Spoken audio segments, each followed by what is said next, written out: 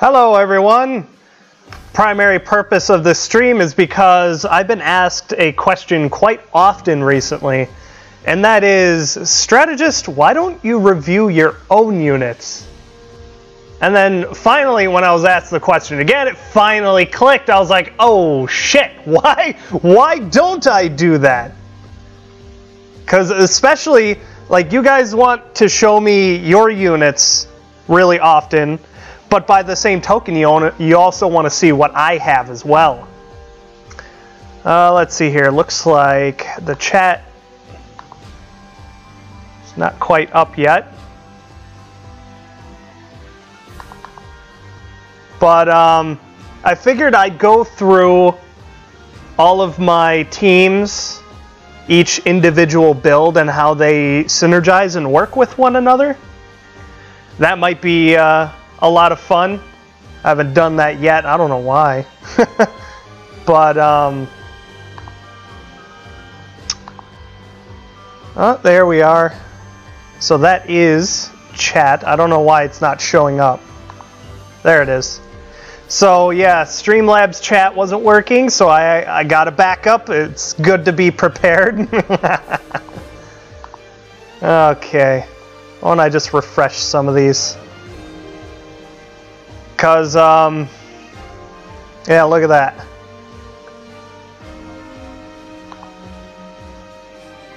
Okay. And that one might be working now. Because especially I updated OBS, and lo and behold, it destroyed the resolution on my gameplay. So that's going to look like a bit of a blurry mess. So we're just going to have to work with that. And it's been such a long time, so I have to adjust very minor things. So now that chat's coming up, which is nice. So I can hide that one.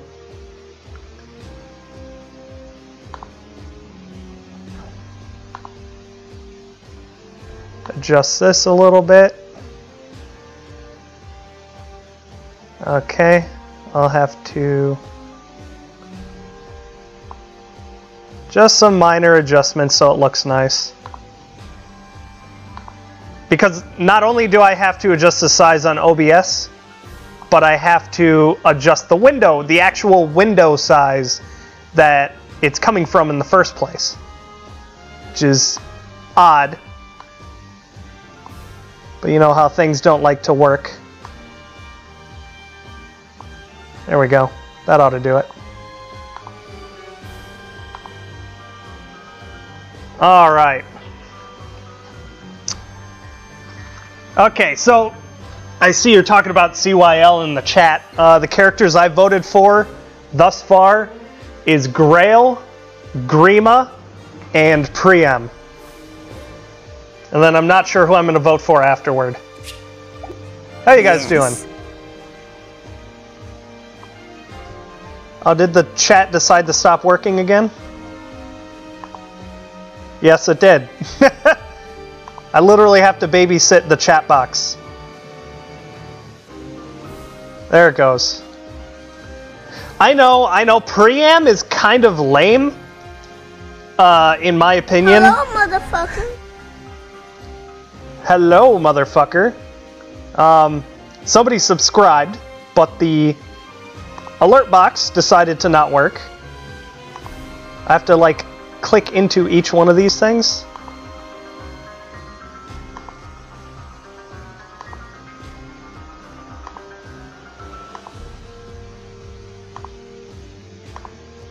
God damn.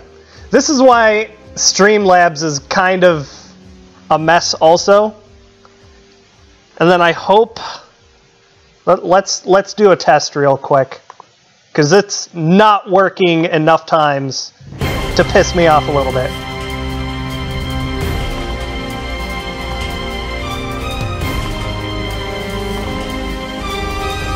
Hello, there we go. Okay.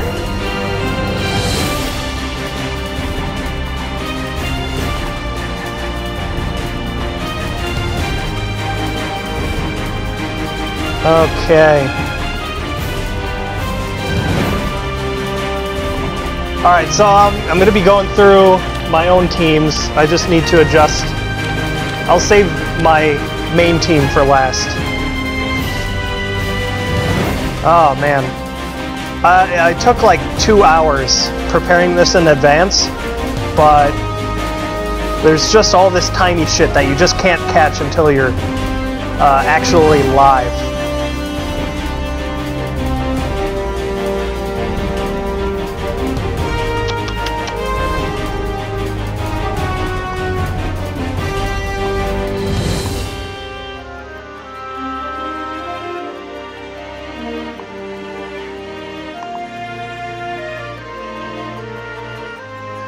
I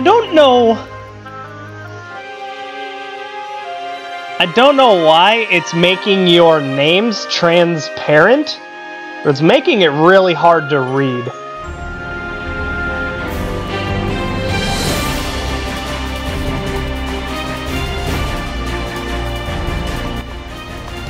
Alright, music too loud? I just cut it in half.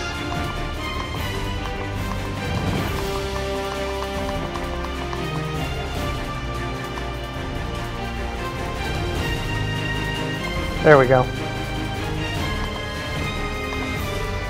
So, like, they keep updating their services and shit, and it changes stuff, and then they, like, accidentally delete settings sometimes, which is really fucking annoying.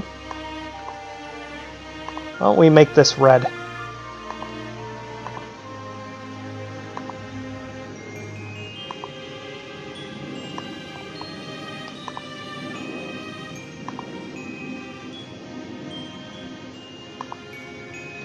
Oh, it's because it's making the goddamn names green, too. Piece of shit. Red is a little better, but I have no idea why it wanted to make the names green. Because green is the chroma key that I'm taking out. Text color.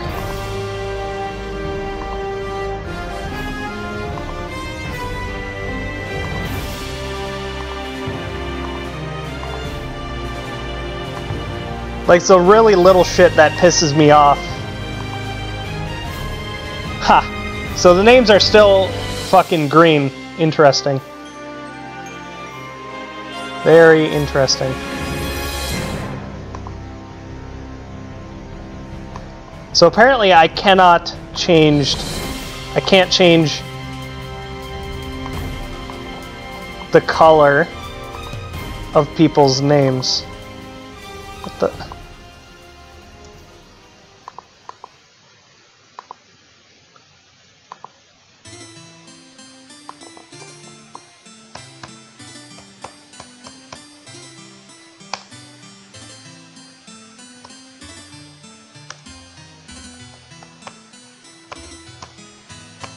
Yeah, this is what happens when you don't stream for a while. Everything gets all fucked up. It's not even the right color. Because apparently my clipboard forgot the thing I copied last.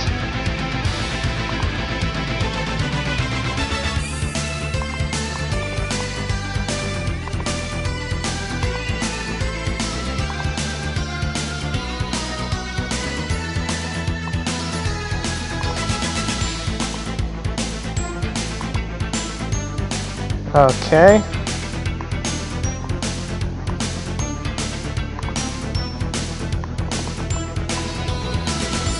Maybe if I change the theme.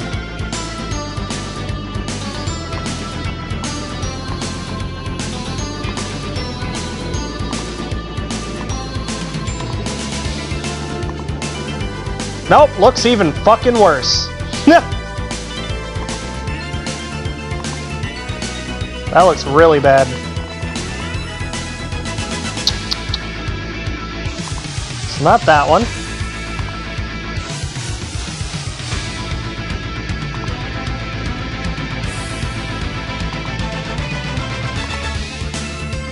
Wow.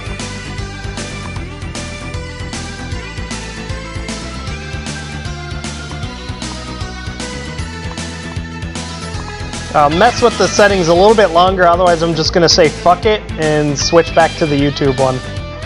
God damn, that looks terrible. Why do they even have these?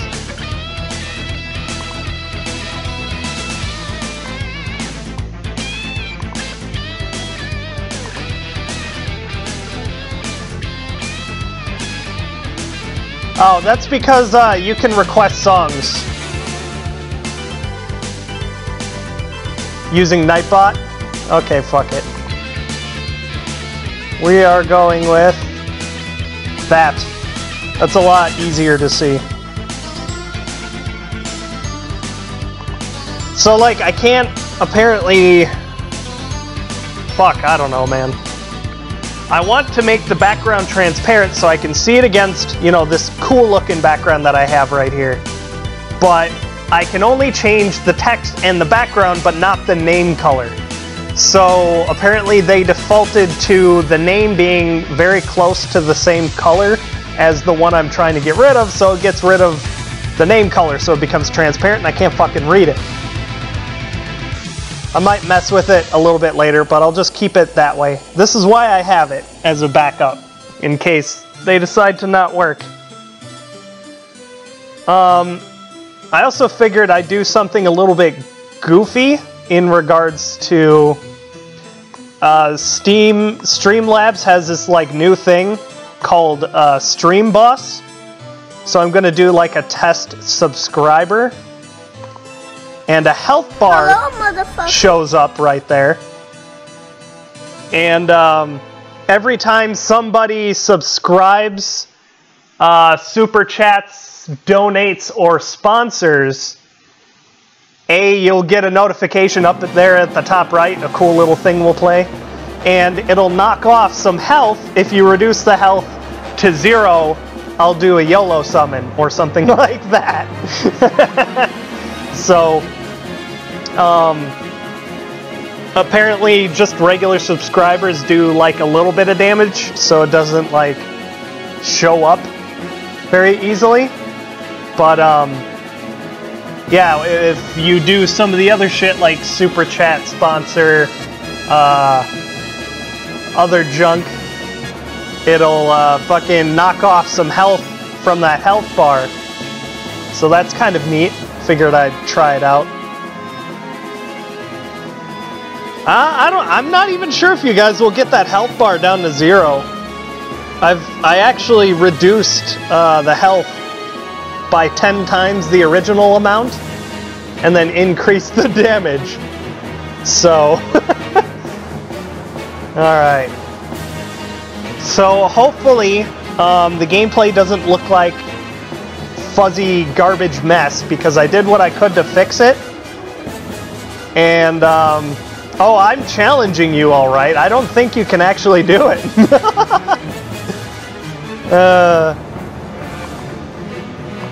Let's just move this a tad. There we go.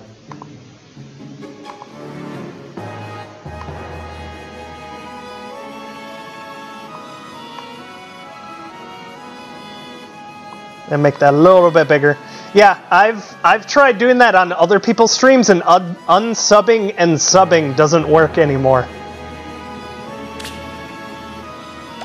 Alright, so hello, this one... Oh, hello, motherfucker. See, look at that. Health bar showed up, and it's gonna chip away a little bit.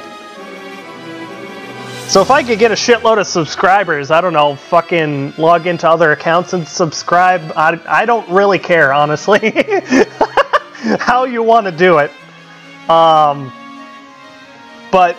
I figured I'd include it anyway because it seemed kind of neat. Oh, damn. Hello, motherfucker. Is that thing you guys doing already? Wow. Okay, so. That is pretty Hello, cool. Motherfucker. God damn. That is a surprising number of subscribers already. I like it. Why did I turn that back on? I meant to lock things in place so they don't move. If you want to request music, just do !SR and then your query. but it's much easier if you go search YouTube somewhere and grab the URL and put it in there instead, because Nightbot constantly grabs songs that are longer than like 15 minutes, and it won't accept videos that are longer than 15 minutes, and yet it keeps finding them and picking them. It's a pain in the ass. Shut up, Asswater. Asswater is Germinator. Everybody in the chat call Germinator Asswater.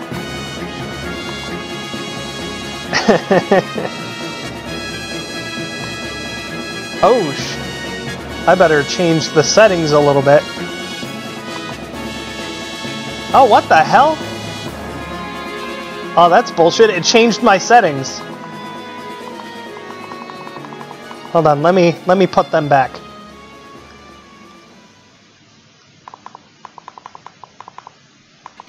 It made it so each subscriber did less damage, so I'm gonna increase it a little bit higher than what I had it originally. It's a good thing I checked. That would have been bullshit. That would have been a lot of bullshit. You can't fucking rely on technology, I swear. Okay, here we go.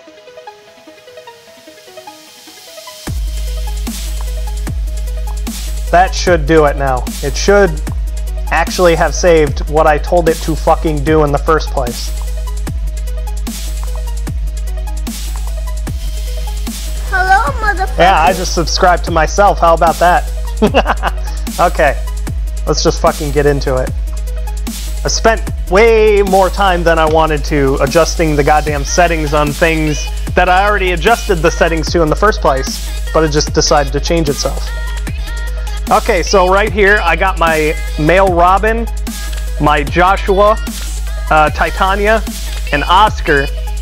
So basically the common theme of all of my teams is basically keeping in mind what's in the meta. So like, I've got male Robin here. We'll just start with him. Got male Robin. He's +1 merged because he's pretty easy to kind of like merge spam, I guess, because he's available as 3 and 4 star. Probably one of the more powerful 3 and 4 star available units, even though his stats are kind of weird. And that's primarily due to this exact build right here, which is the Triangle Adept and Raven combo. So basically what he is he's a hard counter to anything red and colorless. And that includes Brave Lynn, especially at the Bowbreaker. He's got decent defense. Mine happens to be minus defense right now. I believe the perfect IVs for a Robin is plus attack minus res, because minus res is the only stat that isn't a Super Bane on him. Everything else he loses 4 off of, which is ridiculous. But my previous Robin was like plus defense minus attack, so obviously I swapped them. He's not plus speed. Or you're talking about something else? Oh yeah, okay. I do actually have a plus attack minus resistance Robin. That's 4 star right now, and I might make him a 5 star and merge this one into that one. So that way, if I do that, his defense will go up to 29, and his resistance will go to 19, which would suit what he does a lot better. So he's my Brave Lynn hard counter, unless she's got Cancel Affinity. But if she's got Cancel Affinity, then everyone else on my team can take care of her pretty easily. Because he's minus defense, just in case she's using a Brave Bow, I've got Deflect Missile on here, and nobody else I have could really use that to any effect anyway, so I might as well put it on him anyway. He previously had Bonfire, but I changed that out to Moonbow because he's minus defense as well. Drawback, he also knows swap and reposition. Drawback and reposition being really good, but I'm using him for drawback because I've already got Joshua on the team who has reposition. Drawback I prefer on ranged units. You know, Blair Raven, Triangle Adept combo, that one's a given. Everybody knows what that's for, what it does. So he basically counters all daggers, all staves, within reason, of course. Pretty much all bows as well. He can 1v1 damn near everything. I don't even have to worry about it unless they have cancel affinity. So, oh, and as you can see, I also gave him one of the premium C skills, drive speed. And that's primarily because Oscar here has rally speed and defense and spur speed and defense. So I don't need a hone speed here because I've got that covered with a rally. So I'm trying my best not to overlap buffs, and I'm trying to cover my bases with each team. So Joshua here, Joshua and Titania are my magic checks. So I try to cover my bases and keep everything on twos. I've got my primary and a backup. And yes, I actually had a spare tail 2, and Robin seemed like one of the prime candidates to give that premium C skill to, due to the fact that he's most often used, you know, for myself, and the fact that he's merged. So Joshua here, he's kind of a budget build. I didn't have much else for a B slot, so he's got Vantage as kind of like a placeholder, but it's not too bad.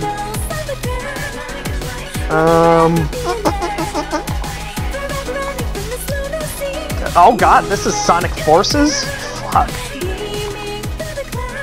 I thought this was like some legitimate song.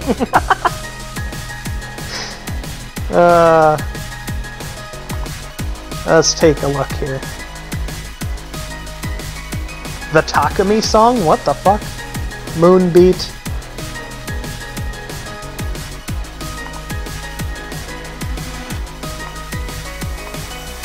I will be looking at the song list every so often, so if you're trying to sneak memes by me, I'll probably see them. Okay, so Joshua, even though he doesn't have distant counter or anything, he's still got extremely respectable resistance. The only thing he can't tank are blue mages, and obviously that's what Titania is for. Ironically, I also gave her life and death. So let's just go over Joshua real quick, and then I'll go over Titania. He's got his legendary weapon because, you know, what else would I use? Reposition is fantastic. He is a, you know, a dual tank. I use him primarily as an enemy phase unit. So if I use Titania or Robin on offense and I need them to retreat to the back lines so they don't die, I'll use Joshua because he's a perfect mixed tank. Minus attack Titania, that's totally workable. And I'll get to her in a minute. Moonbow, he's got decent attack. He's got, you know, decent bulk stats, but with his legendary weapon, that causes his Moonbow to guaranteed proc once every combat that he can attack or counterattack in. Thoughts on Joshua distant counter? It's a really good idea. Joshua is one of the few sword units you could actually give distant counter to and get a lot of value out of. Back when I had a spare Hector, and I only had one spare Hector because the one that I pulled was minus attack. I actually considered giving it to Joshua, but decided I had way too many distant counter sword units the way it is, with Xander, Ike, I think there's one other one, I don't remember. I know there's Ryoma, but I don't have him. You know, I didn't really want yet another distant counter sword unit, so I went with someone else. if you merge a merged unit into a new one, those merges will stack together, by the way. Okay. So he's got Vantage. I'm giving him Fortify Resistance to help out Robin and Titania. Because of the fact that I gave Titania Life and Death, that reduced her resistance. So I kind of want to make up for that a little bit using Fortify Resistance. Robin's resistance is kind of poopy for a mage, so giving him that extra +4 will make sure he doesn't accidentally die to a red nuke unit, especially one that outspeeds him, because that's pretty fucking embarrassing when it happens. And then I have to really tiptoe around that red unit unnecessarily, and that usually gets one of my units killed. So it's a little bit better if Robin has a little bit more bulk to compete with. So that's why he's got Fortify Resistance. I wouldn't give Fortify Resistance because of the build he's currently using. I'll show you in a bit. But here we've got Titania. I used to run a Reciprocal Aid and Renewal combo on her. She was basically my like blue mage tank and support unit, but her HP is way too low to be using that kind of build. I kept her Emerald Axe, right? She's got Iceberg along with her decently high resistance. I haven't changed out her special yet, but she does have other things available, like Noontime. I don't think I'll ever use that one, but I might give her Moonbow or something ridiculous. She is running Ardent Sacrifice at the moment, you know, the Ardent Desperation combo.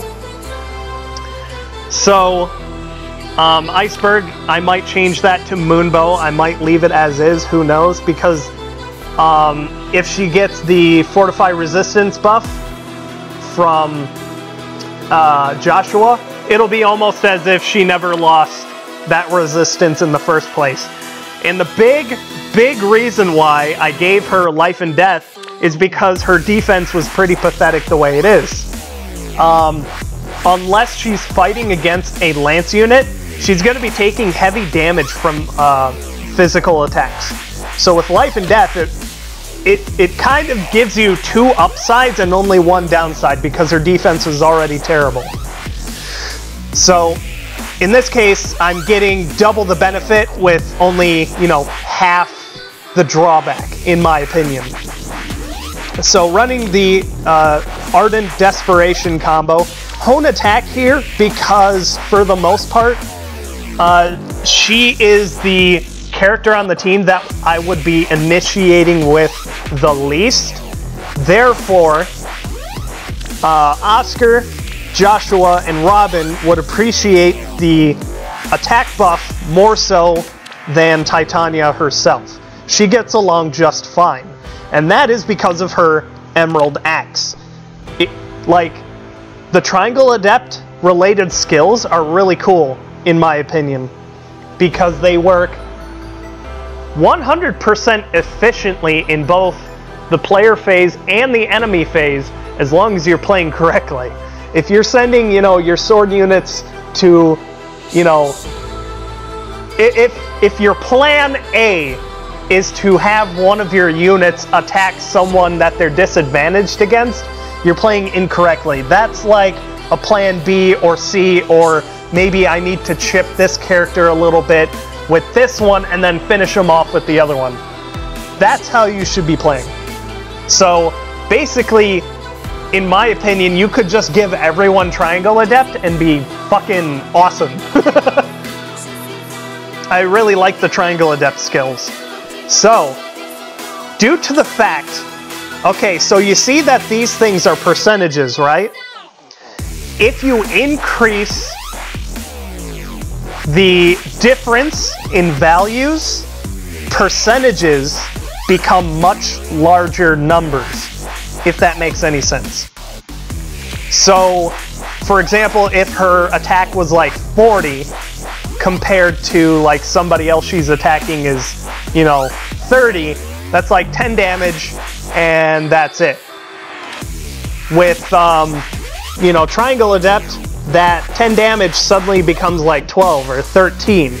Now if you kick your attack even higher, kind of like this with Life and Death, now it's like 48 against, you know, 30, that's 18, and then 20% of that, it just, the percentages get higher and higher the greater the distance the two values are away from each other. Therefore, if I lower her resistance, that means Emerald Axe is helping block just that little bit extra more damage that she would have otherwise taken. I know, I'm probably making it sound a little bit more complicated, but yes, because her value is a little bit lower, she's taking a tiny bit more damage, but percentage-wise, that 20% is negating a larger number because of the difference in values. And just to make sure that she doesn't die to magic, and also to kind of help her survive like speedy greens as well, this will help a lot as well. So not just Reinhardt, but like other speedy blues and greens, and she can cover the weakness of the team being blue magic. Okay. Oscar. The reason why I'm not running any buffs on Oscar on the C slot is because of his buffing utility.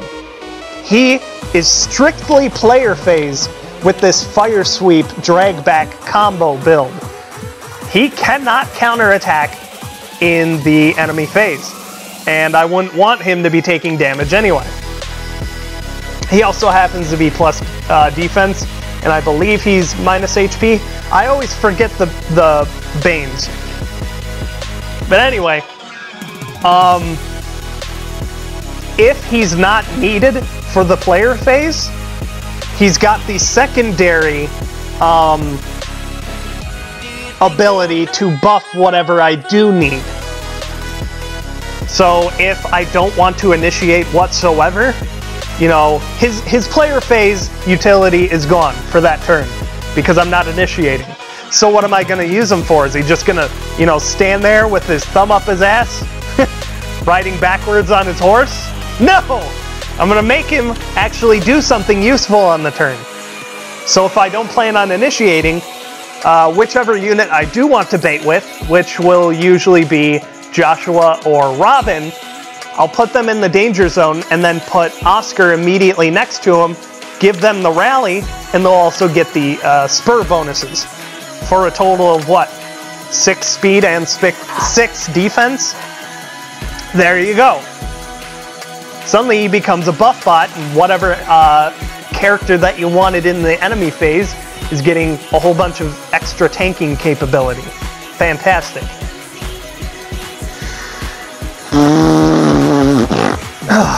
Man, talked a lot already.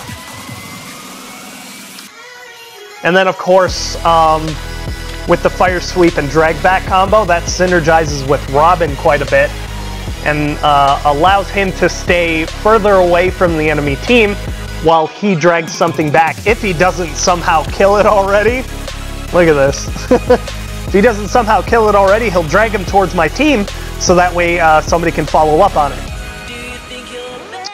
Either that, or I could even have Titania jump in there with her Life and Death and then use Robin and or Joshua to reposition them to safety. I think that's about it. That's the team, that's the build. Whenever I build my teams, I always keep the meta in mind and also cover my bases with the triangle, each physical weapon, and all of the tones, essentially. So that's that team. This one is my newest one, by the way. The other reason why I have the sacred seals that I do on these characters is also because that I am using other sacred seals on other characters on other teams. Because I am a lazy and forgetful ass and do not want to swap sacred seals amongst my team. I'd rather just jump into a battle, you know, just kind of look through my teams, jump into it, and I'm done. Right? The fuck is this song? What the fuck? What? Do the pixelated pineapple. Do the pixelated pineapple. The pixelated pineapple. The black and white pineapple. Wow, that's a weird song. Pineapple. Do the... Surprisingly... Okay, what is this? Surprisingly Fire Emblem related. Betrayal. Betrayal. Oh god. Okay. Alright, back to the stream. Brave Cordelia? Oh boy. Cordelia, best redheaded girl. Okay, this is my Cancer emblem. I don't really want to talk too much about it.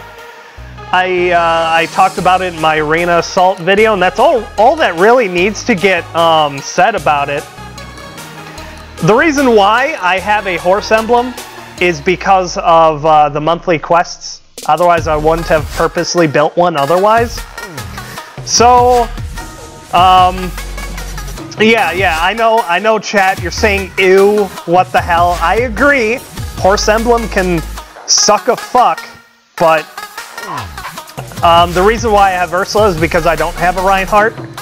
I did have a 4-star Rhine. I considered making him 5-star, and then remembered I'm not a little bitch, and then I foddered him for Vantage. So keep that in mind.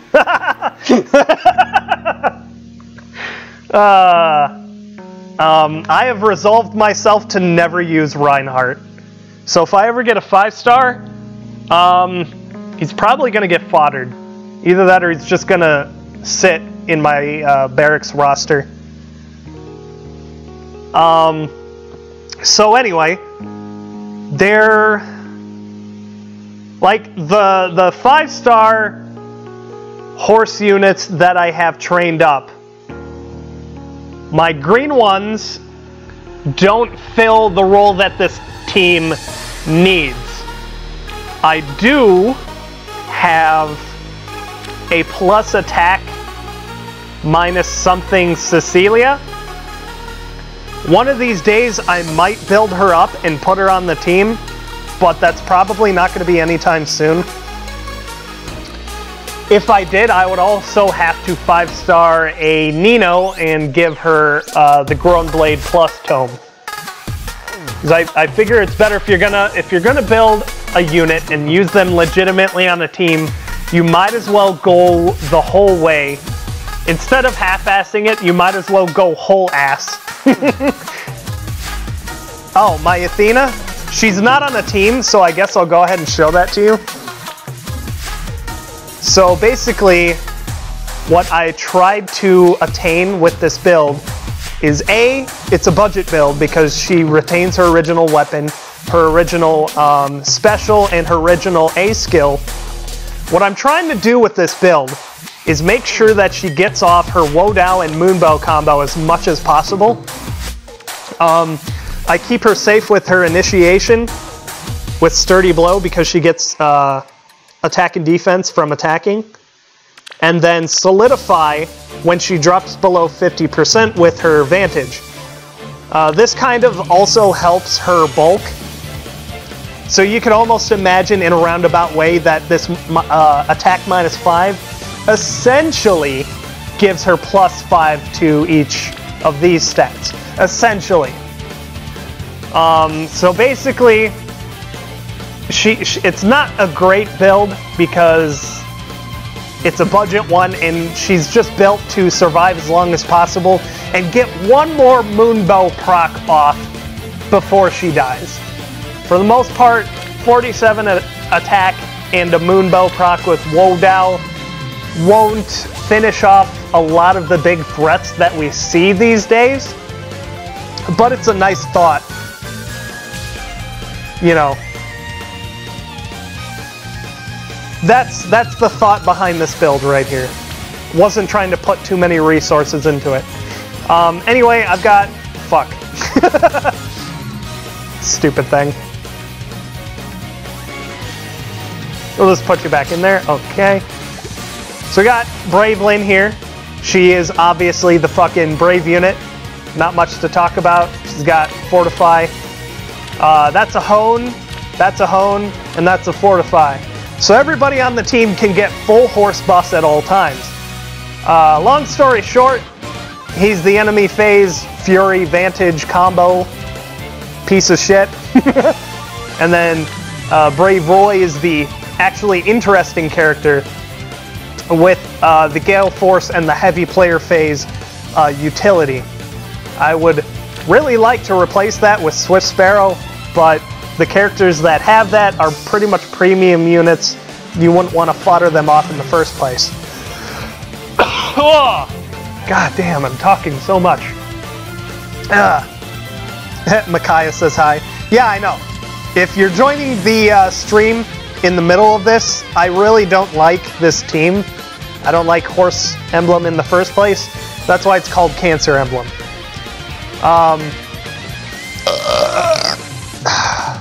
Fuck.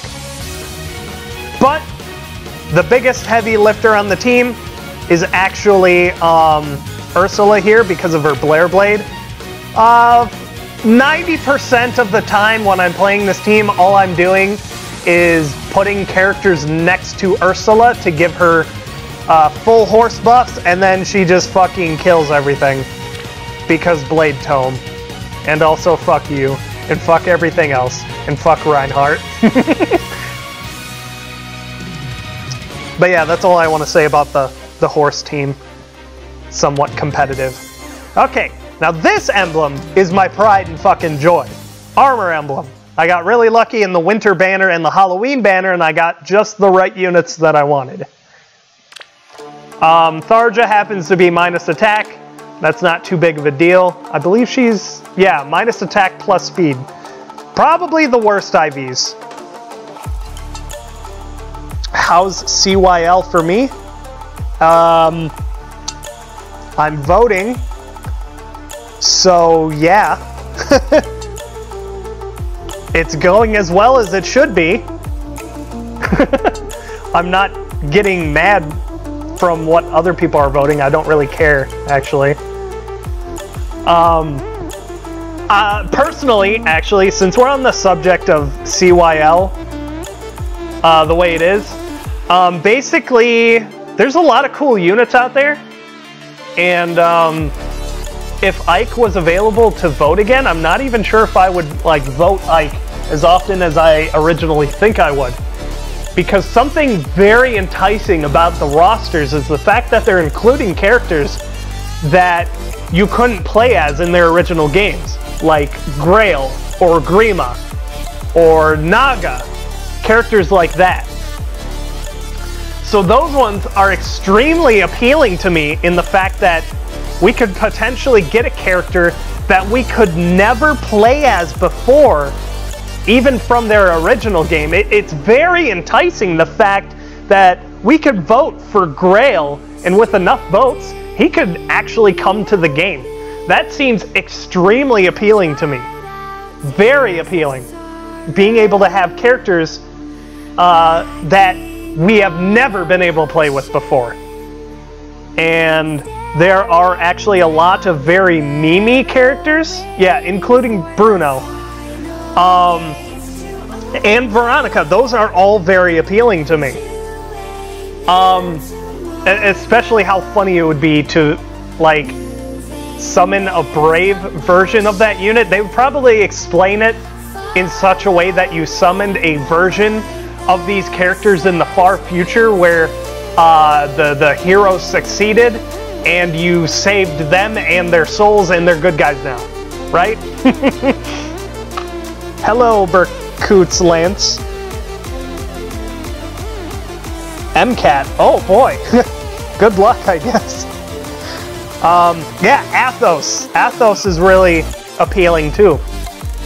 But like Grail is awesome, even though essentially Brave Ike is Grail with the fucking Irvine, and it would still be cool to have Grail. Oh, and some of the Mimi characters.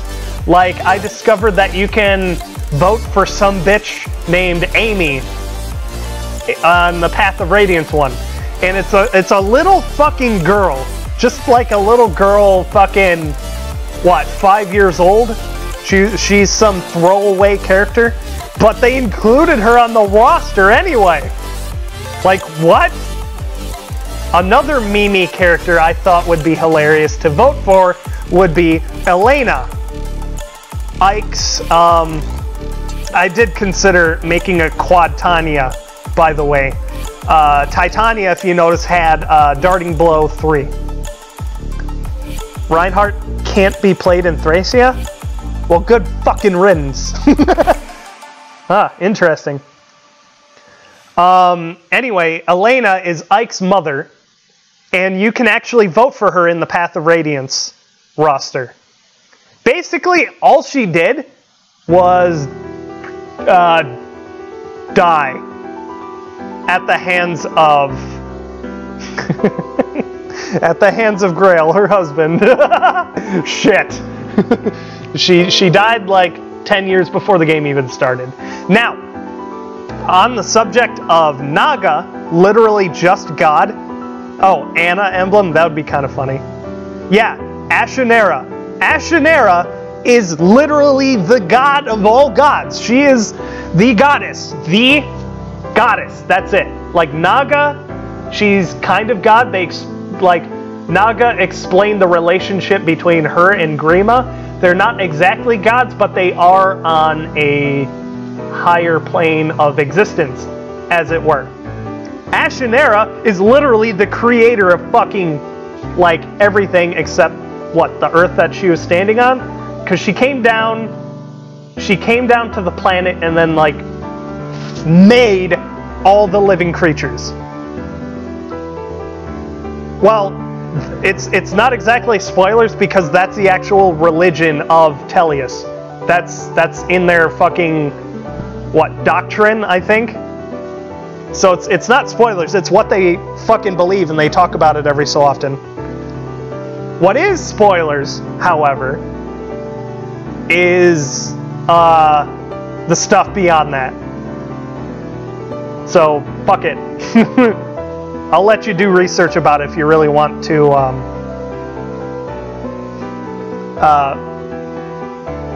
oh, wait, what? Oh, well,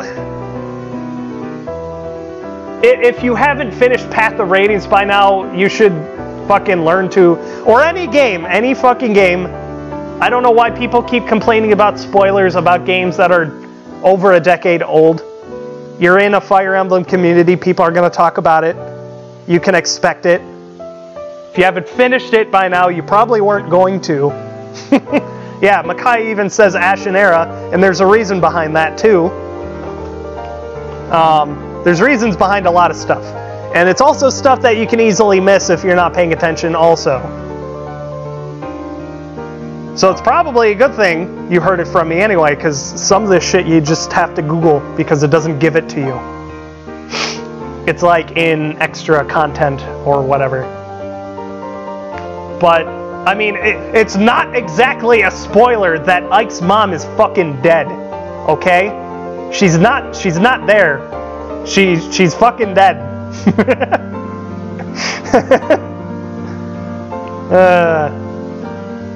But yeah, anyway.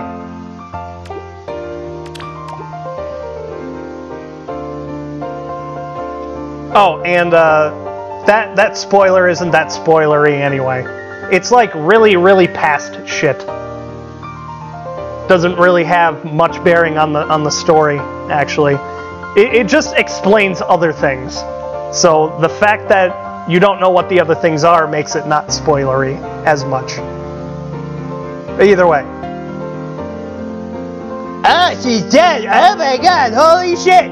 She hasn't been seen the entire fucking game.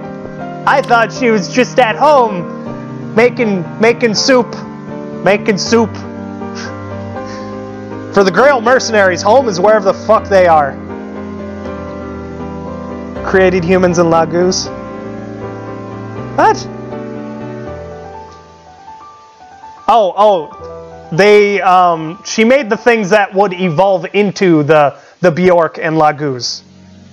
She did create, life. She did create life on Tellius, but she created, like, the original stuff. The things that would eventually become the Bjork and Lagoos and whatever.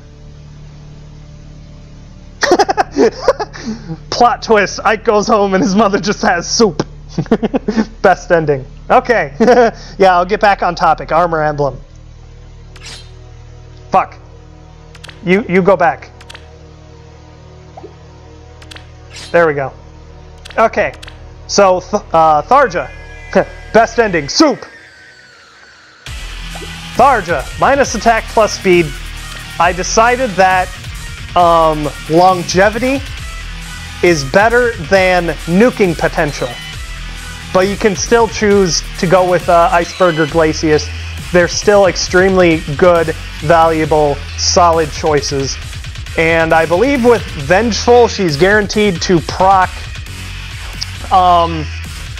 Glacius in the first round of combat as long as she gets doubled, I believe. So basically, you might as well stick with her base kit.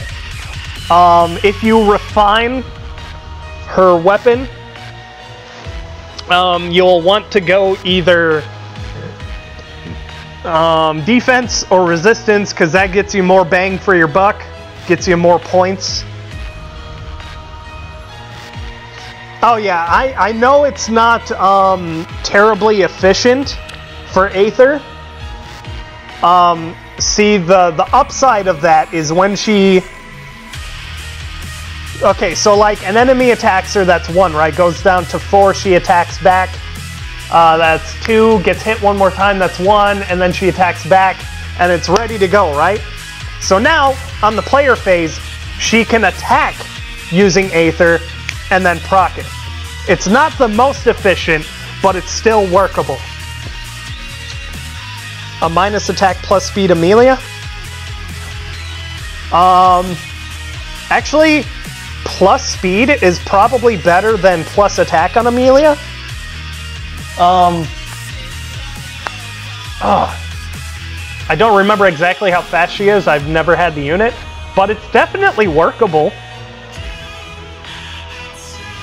You like if her attack is hurting you badly, and if you're actually noticing it, maybe give her Emerald Axe or something goofy. Bump up that attack a bit.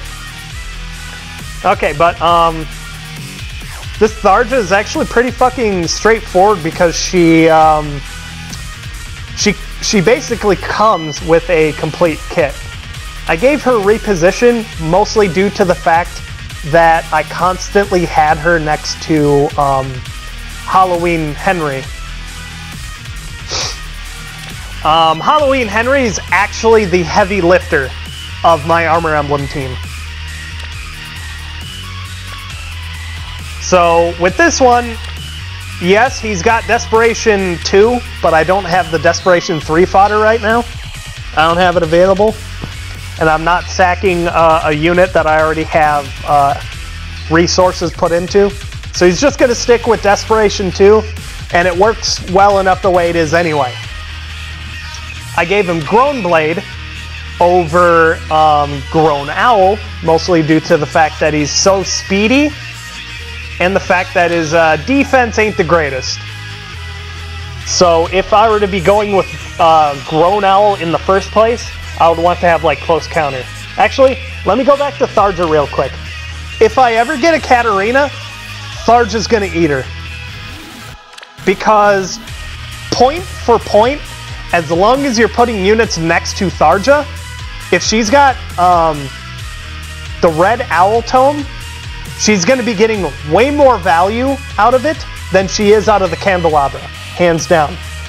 I know the Red Owl Tome is only 10 might, but if you put 2 characters next to her, she gets essentially 4 to each stat. And that's easily beating Candelabra. You match the attack power, but all the other stats are boosted higher than Candelabra could ever hope to reach. So Tharja will be eating Katarina if I ever get the Owl Tome. Hands down. And then I'll refine it. Okay, so, oh yeah, back to Henry. So, Fury Desperation, he almost never takes counterattack damage, so within like 2 turns he's already down low enough, because I have him attack mages first to get him below the 50, so this way he can double distant counter units and not even have to worry. He does a stupid amount of damage. I also gave him the +3 speed seal. So he's got these intense player phase stats. He's got like ridiculous resistance too, like oh my god. Basically, same thing kind of applies to Cavalry Emblem. I just put everyone next to Henry and nuke them with him, and that's it. I win. Fuck. Yeah, he gets, like, I even showed pictures on Glimmer or Moonbow on Micaiah. If I were you, I would definitely go Iceberg. Definitely Iceberg. Yeah. If you have a plus attack Micaiah, you can actually go the Draconic Aura route. Anyway. Fury Desperation, it just puts everything like way over the top. It's ridiculous. Well, if you don't want Iceberg, then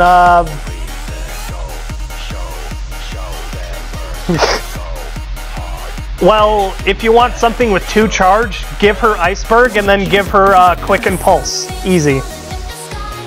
Otherwise, you're just like, for 1 cooldown, you're robbing yourself a ton of value. Like, Iceberg is a ton of guaranteed damage.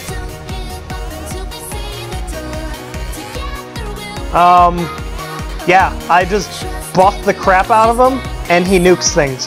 I shared a picture in the Discord where I dealt 222 damage to a poor Tsubaki. That was in, Training Tower, Stratum 10. He fucking dead.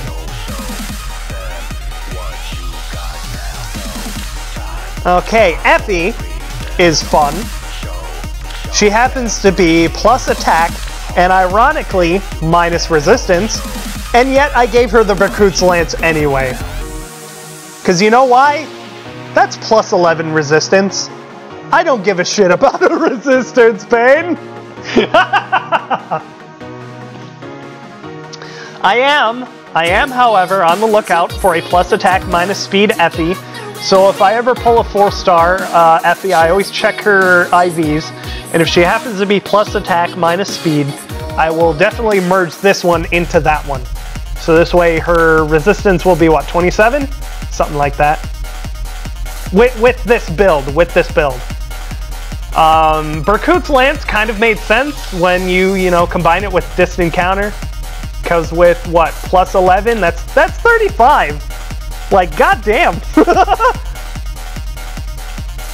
I know you dealt that much to Arden, but Halloween Henry didn't have fucking, Thani and used it on someone who has the lowest resistance ever, and who is also at, what, level fucking 1?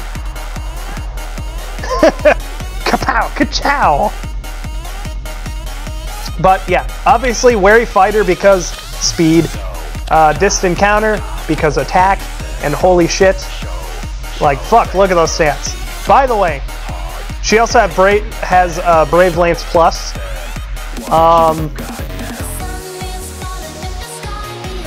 I kind of like Berkut's Lance a little bit better because I'm an enemy phase player. So for the most part, I'm playing I'm letting my units do their thing on the enemy phase rather than initiating. Effie doesn't always get the armor buff because she too has Fortify. That means 2 characters on the team have Fortify, and I can switch it up whenever I need. And I usually have Tharja get the movement buff so that way she can reposition people out of the way, like Effie. So she's a hell of a character, that's for sure. Heavy Blade because of attack. I'll probably give her Aether at some point as soon as I get another Crom to fodder. So that'll be fun. Zelgius! The power creep master himself. All he did was take off his fucking helmet and he magically got a shitload of defense. He lost the blessing on his armor. And oh yeah, if you want fucking Path of Radiance, Radiant Dawn spoilers, look away! Duh. Obviously, Fire Emblem Heroes doesn't give a shit about spoilers either. And no, I mean, maybe your +2 Black Knight is better in your opinion, but, like, Zelgius simply has, what, 5 more BST on Black Knight? I think the only way you could actually compete with Zelgius is if you, bought that starter support pack and got the extra Black Knight, and now you have a, see, how many did we get? We got the 1 gold, maybe. If you merge every possible Black Knight we've ever had you might be able to compete with the BST of Zelgius. He's, what, down 1 speed and like a little bit of something else. But otherwise his attack, his defense is massively higher than his Black Knight iteration. I think it's his, no, his resistance is even higher too. Like, goddamn. On top of that, he just naturally comes with Fierce Stance, so you don't even have to give him a premium skill, he comes with one. Fierce Stance is fantastic. Like, just because of the fact that it buffs attack, it makes it competitive with Steady Breath. Just like barely competitive. Because it's very hard to argue cooldown reduction. Anyway, I did use Warp Powder for the longest time. I know a lot of people talk shit about it, but I liked it a lot. What I was able to do is every time... Yeah. Wait. No. My Zelgius is plus defense, minus HP, I believe. I don't think he's plus attack. Anyway, Warp Powder, I could allow him to not get the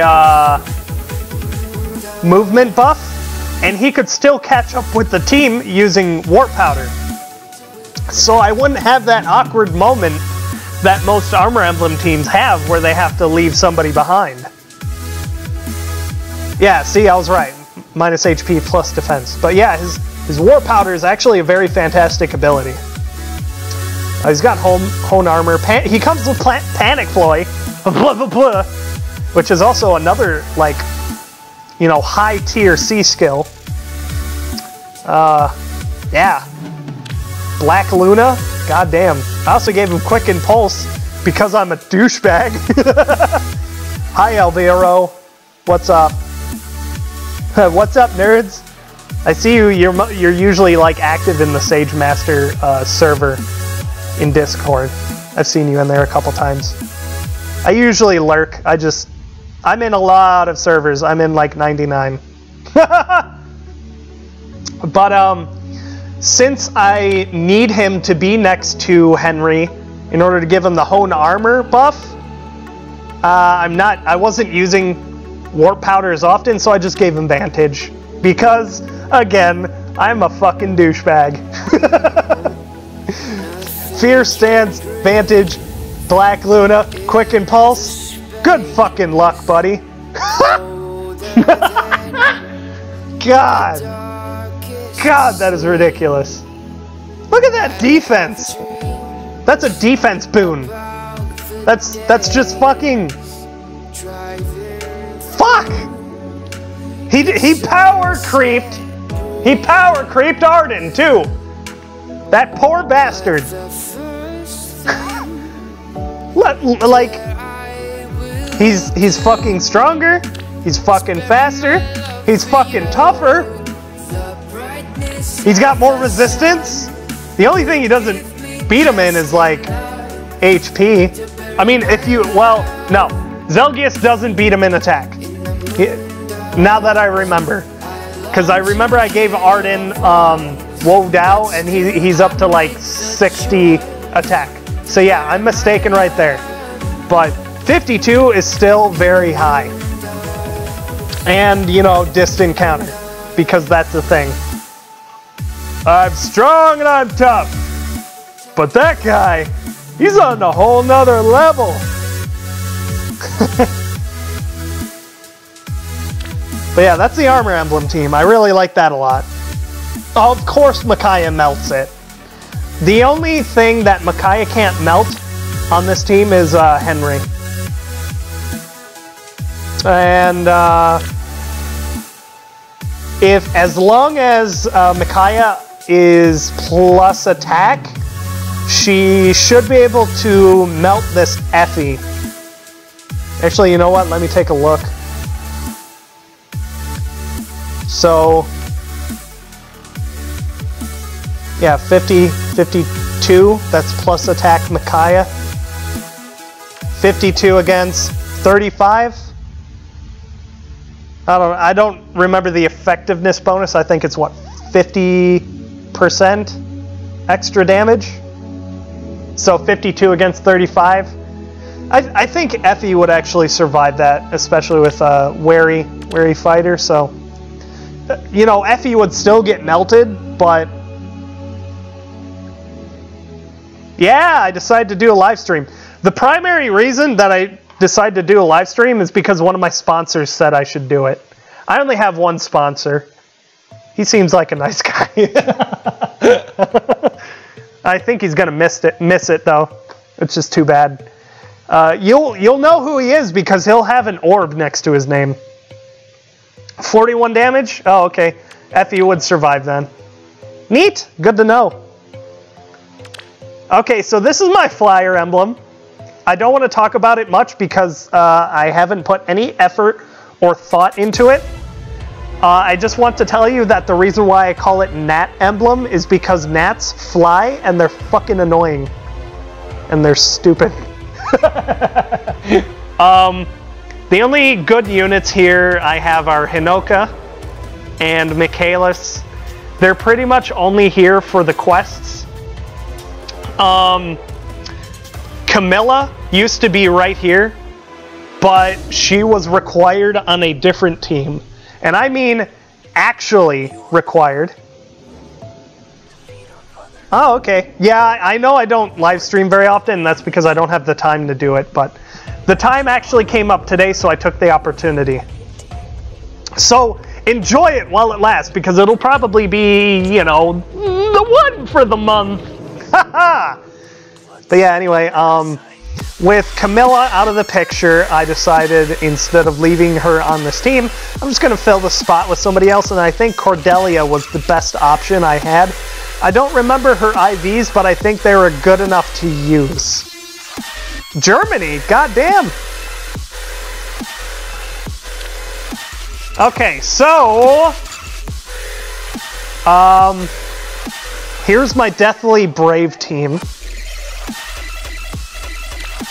This Lucina used to be on the team, but when they revealed Myrrh, the meme died. The Lucina meme died a horrible, painful death. If you're gonna use a Lucina in Arena, Yeah, you absolutely have to use Falchion now. The meme and the dream are now dead. Yeah, this is my Brave Sword Lucina. The reason why she has Brave Sword is actually because it's not because I did it on purpose, really. Like, obviously I did it on purpose, but I used to have a 5-star Kane, and he was such a garbage unit because, you know, he had low attack, low speed, and absolutely pathetic defense and resistance. And I didn't need a sword cav because I got Brave Roy and, you know, Xander. So I really did not need Kane, and I don't miss him. I barely think about him. That poor bastard. So I wanted to give Brave Sword to somebody, but everybody, like goddamn almost every sword unit I had a legendary sword. So it's like, well, I can't really fucking replace any of their legendary swords. They're too good. They're better than Brave Sword. But then it occurred to me that I literally have 2 Lucinas.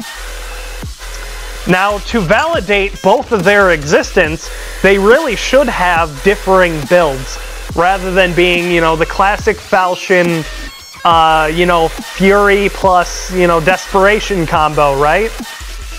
So I decided to give my plus speed Lucina Brave Sword, because with Darting Blow she can reach 39 without any extra buffs on the side. And I do have an Elm. He's bad. He's basically a healer. I don't use him. I really should have never built him because I kind of wanted to fodder him off for Wind Sweep. But I ended up using a 4-star Joshua instead. Everyone shits on Alm, I die a little. He's a jack of all trades and master of none. He's got like average speed, average bulk, and average attack. His attack only looks competitive because of that. But otherwise, in regards to other things, like Crom is bulkier, like Marth feels more well-rounded as a player phase mixed unit. Marth is pretty underwhelming too. But Lucina is like, you know, the ultimate player phase Falchion. It's just that, like, Elm, he's everything and nothing at the same time. Which makes him underwhelming and difficult to utilize because he's got a lot of things going on, but he doesn't do... He can do a lot of things, but he can't do them well. Whereas, like, Lucina can do a thing or two, and she does those really well. Did I pull for Soph? Yes, I did. I did not get him. That was one of my summoning videos. That was the Press Your Luck video. So anyway, Brave Sword Lucina, she used to be on this team, but not anymore because with the reveal of Myrrh and her Hone attack for Hone Dragon's ability, I realized how absolutely terrible that's going to be, because Dragon Emblem is going to be running absolutely rampant, and the fact that dragons have been buffed overall pretty immensely, especially with the fact that breaths can be refined so that way they hit the weakest defensive stat on a ranged unit, they have almost no counters. Like, you can even build a Fae to be able to survive a double from, like, Lucina, which is mind-blowing. It's... fuck! Like, the Falchion users can't even kill the things that they're effective against. Like, you wouldn't even really try to use Falchion on Naui or female Corrin or even Ninian, and she is, you know, a paper house. And you can't really use Falchion on Tiki either. She can have a ridiculous amount of defense, and she will punish you. Like, all the Falchion users have low resistance. Breath normally hits resistance, and you will die on counter. You're fucked, man. But then you say, oh, we have the Naga tomes. And I thought of that too. I was like, yes, I got Julia, I'm fine. Wait, fuck. I forgot about the refinement on the breath. Both Julia and Deirdre are the only ones that can use the Naga tome, and they have very low defense. So if they attack a Naui, that Naui just might fucking kill them. God damn it. Fuck. Like, seriously. Because of the refinement, they will be able to hit the weak stat that they have. And because, like, Julia is painfully slow, or the Naui has, like, quick riposte or something, they're gonna double, they're gonna fucking kill you, probably proc an iceberg or a bonfire or some shit, gonna nuke the crap out of your counter, and it's like, what the fucking hell? You're fucked! And even if you can kill like that one dragon with the Naga tome, if you take a counterattack, they're not going to be able to initiate on any more dragon units, because then that'll mean they'll have to take another attack. God forbid you have to attack Tiki with the Naga tome. Oh, fuck, dude. This is going to be absolutely mind-blowing. I mean, on the plus side, Horse Emblem will probably finally come to a screeching and painful halt. But at what cost? Dragons have, like, no actual counters. You can... Oh, like, you could try to do Water Sweep with Phantom Speed, but have you seen the ridiculous, like, numbers of speed people have been able to get their Nauis up to? I've seen a, like, unbuffed, like, 40+ speed Naui. You're probably not going to Water Sweep that, and that's going to be really painful. Oh, man. It's hurting my head thinking about it, really. Like, Soren, my Soren is having a very difficult time dealing with Nauis now. I have to really put some effort into attacking a Naui, because unless you give your green tome units like close counter or something actually ridiculous, you're probably not going to be able to counter these, and even then you're still taking a hit.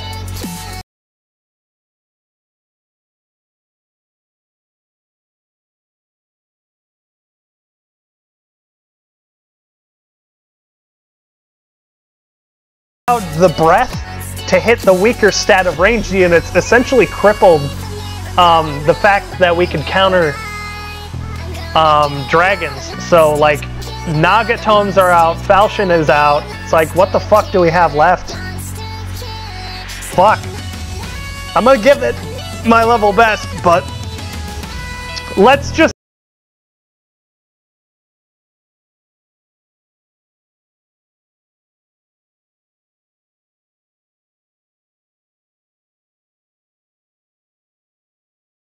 arena runs. I'm done already. I don't need to do any more.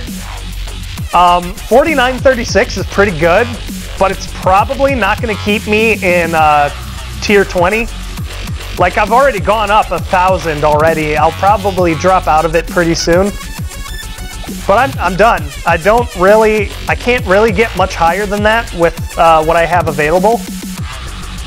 So I would highly recommend you use a couple of dueling crests, get your highest score possible, and then just quit. Because the rest of the season's gonna fucking suck. I don't know.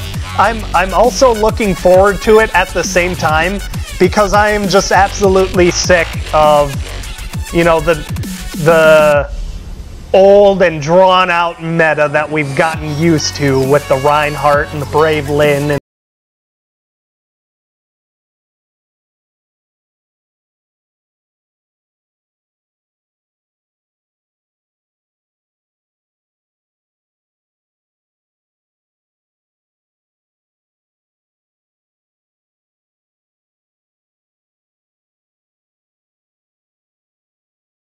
We're gonna finish. Okay, so here's Ike. I don't have to talk about him very long because he's very basic. I didn't change too much. I gave him quick riposte.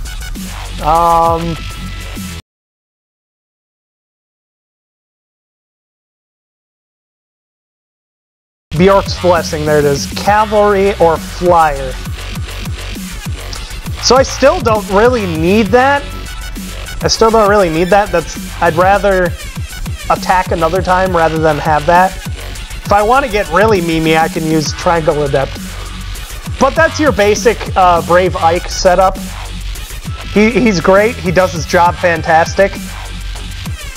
So as long as you know, don't try to make him do anything out of the ordinary, he'll do you good. Oh, and that's also pretty fucking cool too.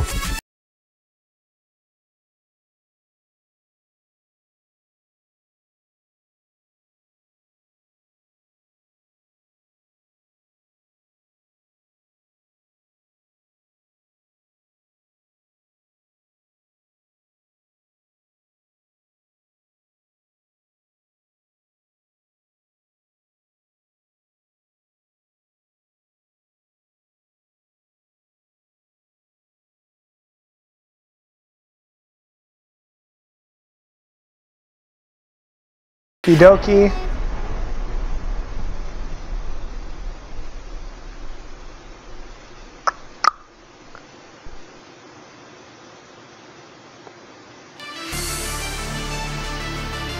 Imagine Dragons. I don't really want to have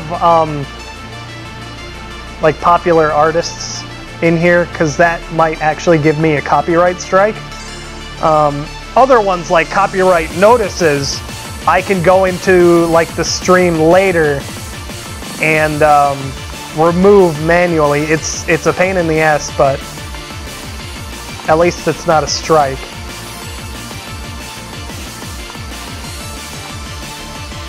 Okay. This Brave Lucina is minus defense plus resistance, so it's whatever. I primarily use her as a buff bot. It's the essentially drive, attack, and speed, except for, you know, physical weapons like sword, lance, axe, bow, dagger, anything that hits the defense stat. So to coincide with that, I let her keep drive speed.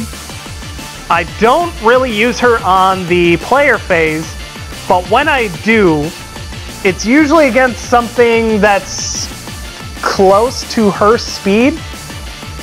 So this makes it so that way her low defense isn't too much of a problem. And yes, I know this conflicts with Sturdy Blow, but I don't actually have anything at the moment to replace Sturdy Blow, like, you know, Death Blow or something. So unless I want to give her like Death Blow 2, which wouldn't make any sense because that would just be, you know, +4 attack anyway, I just kind of left it. If I ever get like Fury or something like that, I might replace that. I could even do Life and Death, but at the same time I'm risking making my Wind Sweep, you know, undervalued, because if her speed gets high enough, I shouldn't be using Wind Sweep. Like, this is probably the highest speed you would want to use Wind Sweep on a character on. That's pretty much it. And I see that you're talking about the double Savage Blow combo. Oh yeah, the Pain. Yeah, I was about to say, I didn't see that you said Pain. I was about to say it's only gonna work if you're using a Pain plus Dazzling Staff Refined healer, which by that point you're fucking cheesing it, and like you would have to cheese it because holy fuck. I feel like in order to counter like anything in Arena, you shouldn't have to resort to cheesing it. That would be good balance, but we'll see. So yeah, these two conflict, and I'm keeping my eye out for any decent fodder Like, if I get Fury or something and I feel like changing this, I'll definitely do it. So this way it coincides with Windsweep better. Or maybe I'll simply change it to something else. I got Wings of Mercy. That's pretty neat. I could probably change it to Wings of Mercy and give her, like, Fury or Life and Death. I might do that later. But yeah. She's basically here to be a buff bot. I'm trying to get the most buff potential possible. So that's going to buff their speed and defense. It's going to buff their speed and then speed and attack. So you can see there's a ton of speed going on here. So that's going to help Marth out in the player phase. That's going to help Ike out in the enemy phase. Keep him from being doubled. It won't be enough speed to allow him to double naturally, but that's where Quick Riposte comes in. Anyway, Marth, I didn't have good fodder for Marth when he/she came out. Ah, spoilers! Oh god, spoilers! You can't say Marth is Lucina! Ah! We all fucking know. It's pretty obvious. God damn. So basically, it's fucking a copy of Lucina, but it's all neutral stats. I didn't have a Hinata at the time. I think I used a Bartra. So, rip Bartra, rip mustache.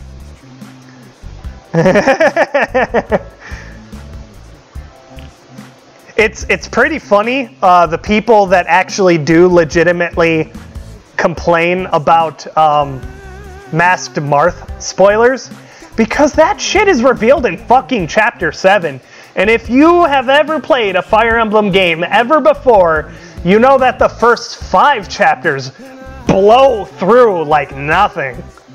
So that is literally revealed within the opening missions of the game that this is Lucina. If you care to duel, I would be happy to test myself against you.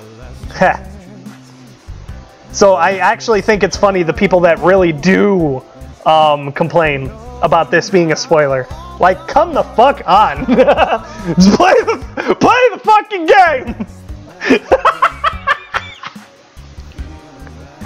Oh, I'm sorry, that actually is really funny, though. That is really funny. I've really seen it. Ah, damn it. Okay, so Moonbow, because, yeah, cool, awesome. Why not Moonbow? What the fuck is this? What is this? What is this song? Ha! You're fucking weird, Red One. Was this like a monster dating sim? That's what it looks like. I don't know if you can even hear the music properly. The way you should be able to hear it is like in the background slightly. Maybe slightly hear it when I'm talking, but maybe that's about it. I'm practically fucking talking the whole time anyway. Oh, what's this? Skillet? Oh, okay. Sorry. I just want to skip certain ones because they're like actual artists. You'd be surprised how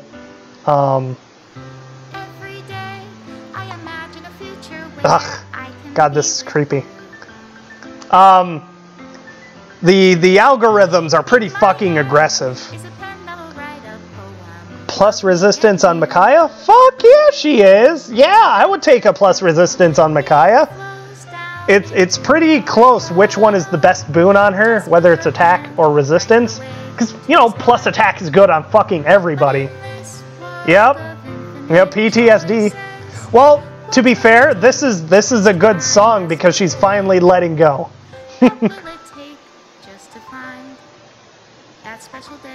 I'll leave you alone. Okay, Fortify Defense because at the time I didn't have any like proper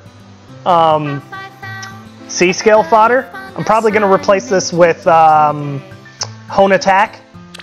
Reason being is because Ike would appreciate it, and Jafar would appreciate it. Lucina here doesn't really need it, but she's busy with the drive speed, so I'm probably... what I could do is like give Marth like drive speed if I get another tail 2, and then have Lucina here have hone attack. So, I'm probably gonna change this to hone attack. I don't remember if I have any hone attack fodder left because I've been using them a lot. Rest in peace, Olivia. And rest in peace, female Corin. Oh man, your sacrifices were not in vain. So, I do have an able, but I only have one. So, if I get another one, I'll probably update a lot of the skills. I really, really, really want to summon on the fodder banner because I have a lot of units that are just like this that need to have their skills updated to like the proper, you know, full tree.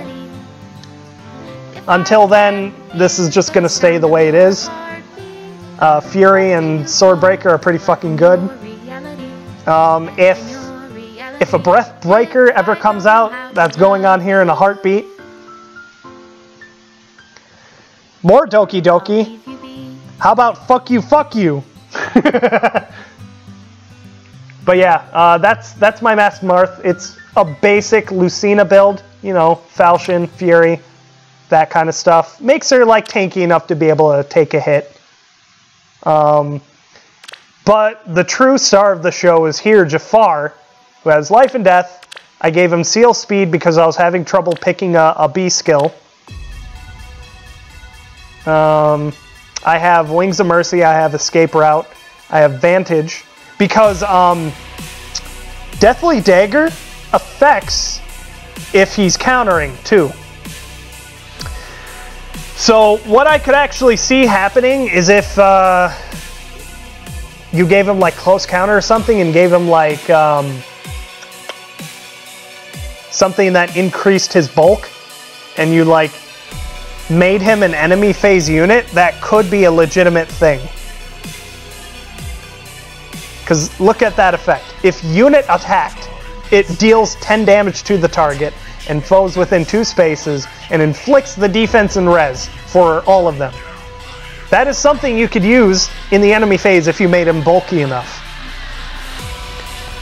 So I considered something like that with like Vantage or something. If he could like bait in something weak that I knew he could kill, he could eliminate it and then put the debuffs and stuff on the other enemies that were nearby. So that's why I tried Vantage with him, but it proved to be more difficult to do so, you know, only baiting in ranged units, because those motherfuckers are usually hiding behind the melee units, and that makes it really difficult to separate them. So I've got Seal Speed to make it 1,000,000 times easier for other units to follow up on damage on whoever he attacks. If it's a mage, usually he's gonna kill them. Otherwise, if I'm trying to chip somebody down, lowering their speed is probably one of the most useful things I've been able to utilize, because it'll even allow Ike to initiate and double whatever he's attacking, especially with the added buffs from Brave Lucina here with the drive speed, the Gerskogel, and the rally speed and defense. That's what, a grand total of 3, 6, 9. 9 speed. So if you add the 9 and the 7 together, that's fucking 16. Fuck. Fuck.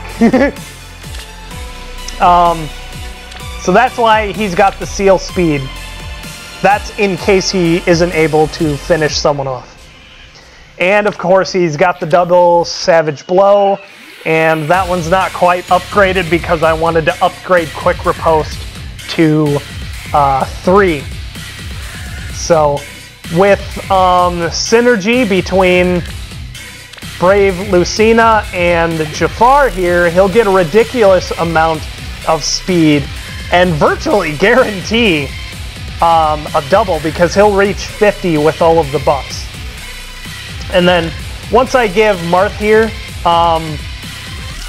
the Hone attack, he'll be in an even more solid position, essentially getting an additional +7 to his attack. So that's why I really like this team. It works out incredibly efficiently. And I need to give this to Marth. Okay, so this one is probably one of my most favorite fucking teams. Ugh. And I got like, fuck, a couple more. Okay. Queen's Fort. This is a team full of absolutely monstrous tanks. Alright, check out Sonicy. I plan on upgrading the Cymbeline as soon as I get more refining stones. I need like 8 more stones, and I can refine like the Hamaya or something, and then I'll have enough dew to upgrade this. And I definitely plan on upgrading it to the one with the special effect, which is why Camilla's on the team. Sonicy here is plus speed minus HP, so that makes it super easy to get into the desperation range, and speed happens to be a super boon. Cymbeline's effect, Refine, is if she's within 2 spaces of a flying ally, she will get +5 to her attack and res. Which is a really cool reference to Radiant Dawn.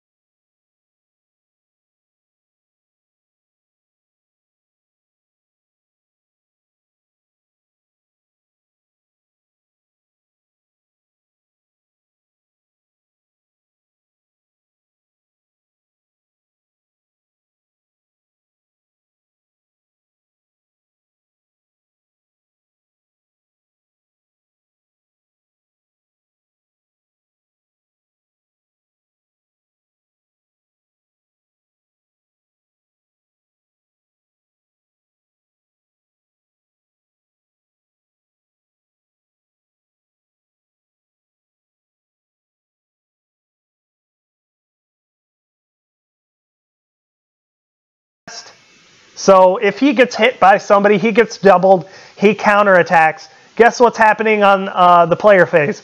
They're fucking dead. They are fucking dead. With +6, plus 6, and whatever other additional buffs, I'll get to them in a minute. The fuck is this? A little bit too memey. Sounds goofy. Okay. It was keeping me from thinking. But yeah. But 48, there we are. So like Ignis, I don't know exactly how much 80% of 48 is. All I know is it's a fuck ton. Something's gonna die. And hone speed, I give him that so he can give other people speed, because he don't fucking need it. Okay, so I showed you both of my tanks. Got my res tank, got my defense tank, and New Year Corpsman, or New York Corpsman, because fuck it. So here we have +2, here we have +3, here we have another +3. So that's what? A total of 8? On top of that, I just gave him that too, because I didn't know what else to do with it. So 2, 5, 8. Fucking 8. So, when we go back, this was 48 with Earth Boost. You add another fucking 8, guess what that is? 56! Go fuck yourself! And I almost forgot. In addition, there's +2. So 56, 58, I think I got him to 60 at one point, but how the fuck did I do that? 60. I don't remember. I thought I got him to 60 at one point. Did I do the math wrong? Okay, so he's got like 42, the 4 is attached, so that's 6, 48, 48. And then, so 48, 50, 53. Oh, that's right. That's because of that. So Lucas can get to 60 defense. Lucas can get to 60 fucking defense just because I got that little bastard in there too. Everybody with a physical weapon can go fuck themselves. Except for maybe axes. That's still painful. Yeah, I just figured it out. Thanks for the help.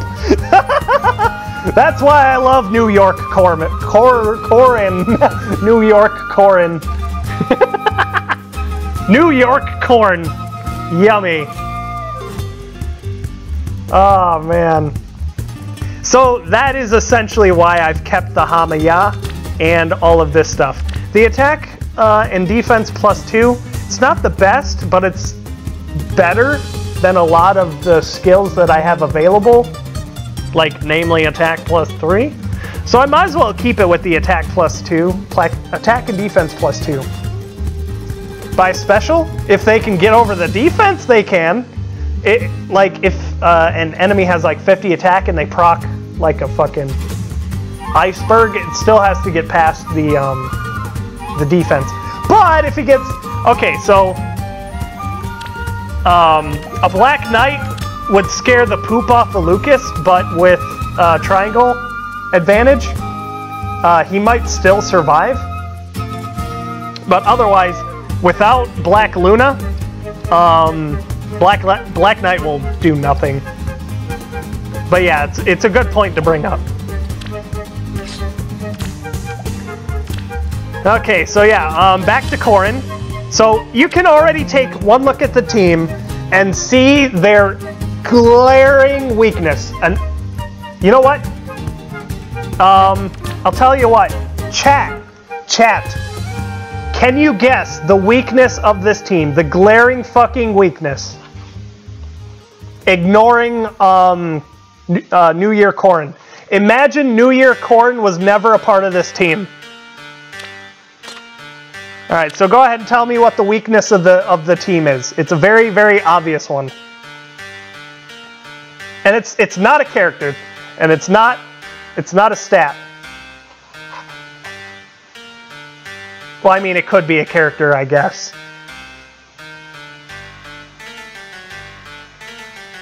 And it's not Reinhardt because of Camilla. And magic isn't a weakness because of Sonicy. And it's not speed, necessarily. Like, yeah, they're kind of slow, but they make up for it for their bulk. Ah, somebody got it. Train's a go-go. Brave Lynn. They're all weak against bows. Like, Lucas has really high defense, but he can't do shit about a bow user. Especially Brave Lynn. Camilla's weak against bows. It's effective. She's dead. Sonicy is weak against bows. Her low defense, she really can't do much. Therefore, that's why Corrin came into play here with his bow breaker. Yeah, yeah. I mean, they do have other weaknesses, but those are relatively minor. So with Corrin here, he's got bow breaker to deal with Brave Lynn, and he does so extremely easily because of his defensive value. Yeah, Oniric, you're kind of fucking late here. If you're looking at him with me as I was talking about him, you would have seen that he had Bowbreaker all along. But yeah, that's why he has Bowbreaker, and then Bonfire because obvious. Another reason why Lucas has Lancebreaker is because I don't have any quick riposte fodder. So that is also why. Okay, so the final one, and probably the most meme-y looking one, is this disgusting Camilla. I'll go ahead and let you marvel in her glory for a little bit. Boop. Aren't you adorable? Boop. So Boop. like my favorite Boop. sibling. Boop. Why don't you think of me as your big sister? Yeah.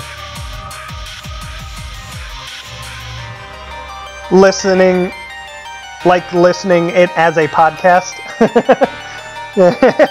Oh yeah, so hit and run. That one's actually pretty fucking useful because of this. It allows her to move further beyond her team, attack something, and then retreat close enough for them to use guidance. It's really nice. Otherwise, I also gave her Obstruct, which keeps Tiny Hands Man from sprinting his stupid tiny fucking mule past her to kill all my squishies.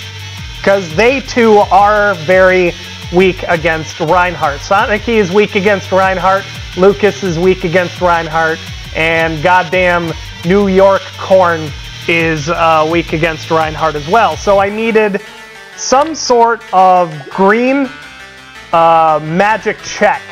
She's not a counter, she's a check because she can't kill him on counter. Tiny Hands Man, yep. So, in order to mitigate Reinhardt, I've got her with her Resistance and Triangle Adept. Triangle Adept mostly so there's no surprises. And Lucas and Sonicy already deal with their own color. So, like, I don't need to worry about Camilla having to, like, maybe desperately body block a red tome user for any reason. I don't need her to, you know, body block a sword user for any reason, because I got Lucas, I got Sonicy, they cover their bases pretty well. So basically Lucas covers lances and swords, Sonicy's got, you know, red and green tomes. So for the most part here, Camilla has blue tomes, and she can easily deal with lances. And she's got like a little bit she can do against axe units, and she can deal with green tomes easily as well. it was kind of a debate whether I should give her the speed refine or the resistance refine. It was very difficult. I also even considered the defense refine, but I figured that speed was a very good middle ground because otherwise she'd be at 32, which isn't particularly competitive and she can get doubled by a lot of things. So I figured whether or not defending or debating whether defense or resistance was better, I went with mitigating doubles instead. So she's more speedy, and the fact that the rest of the team isn't very fast at all. So that's why I gave her the speed refine. Halberd. That would probably be an axe because I believe that Performing Arts Azura's axe happens to be a form of halberd as well.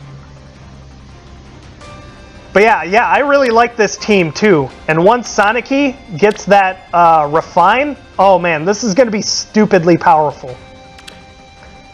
So basically, Camilla is here to clean up the stuff that I have difficulty dealing with, which is, you know, blue magic, a little bit of green magic, a little bit of, you know, lance units. She can easily, you know, attack or bait a lance unit.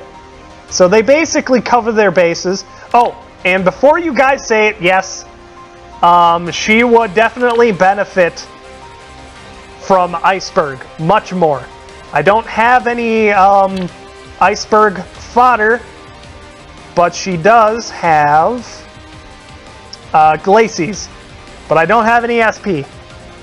And it's really fucking difficult to get SP these days. And also, this is the thing. I considered this. This seemed like fun to me. And this song's pretty dope. Okay, oh, pretty much 100 people watching. Nice. Thanks for watching, guys. Pretty much consistently. I think I had 110 at one point. What did I have? 114. Nice, cool. See, this is the kind of thing that tells me that I need to like stream more often, but it's really about time. I really don't have the time to do it. We're already in 2 hours, and I haven't fucking finished what I set out to do because I keep getting distracted. I also keep distracting myself. It's like 99% my fault. But yeah, she had Darting Blow back in the day because she had the Brave Axe. So that's why that's there. Seals, those are left over from other stuff. I gave her Blue Tomebreaker. I don't remember why. This was at like the very beginning of the game. Camilla was one of my first couple of 5 stars. I don't remember when I got her. But I did get her when she was Queen of the Meta. Before skill inheritance. But yeah, she's got all this stuff.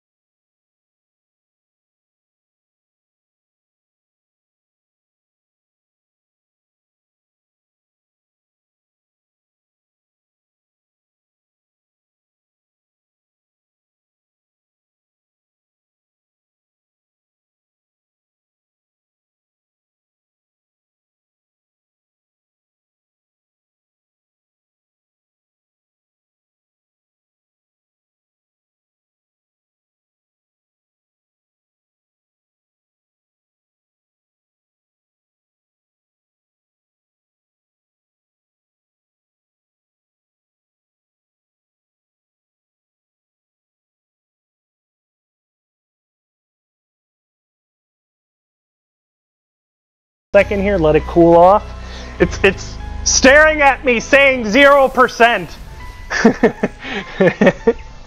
It was fully charged when I started, but I guess 2 hours of constant gameplay will do that to a phone. Fuck. But yeah, anyway, God, I keep sidetracking myself. The thing I promised to do is if the raid boss health got down to 0, I would YOLO summon. I would do like a single summoning session on like one of the banners. Probably the legendary fodder banner. That's the one I really want to summon on, but I've been resisting doing so. Oh yeah, leave a like so we get more live streams.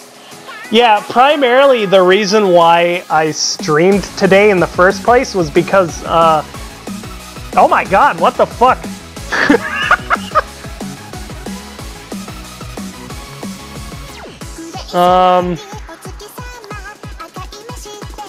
The fuck?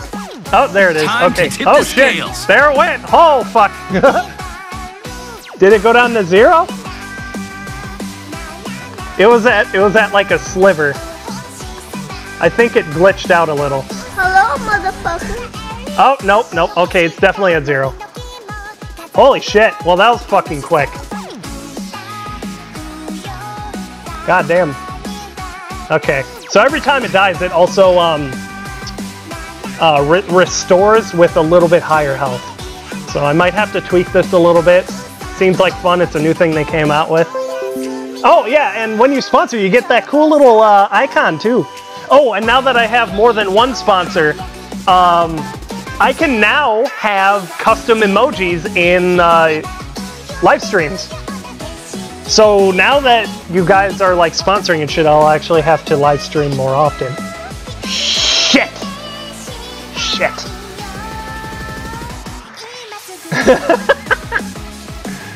Well, I just dug my own grave now, didn't I? Okay.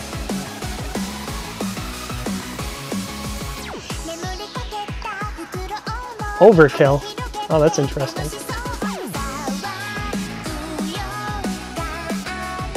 This music is incredibly weeby.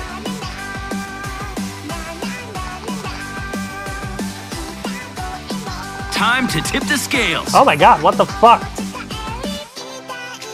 Wow, what the fuck? What are you guys doing?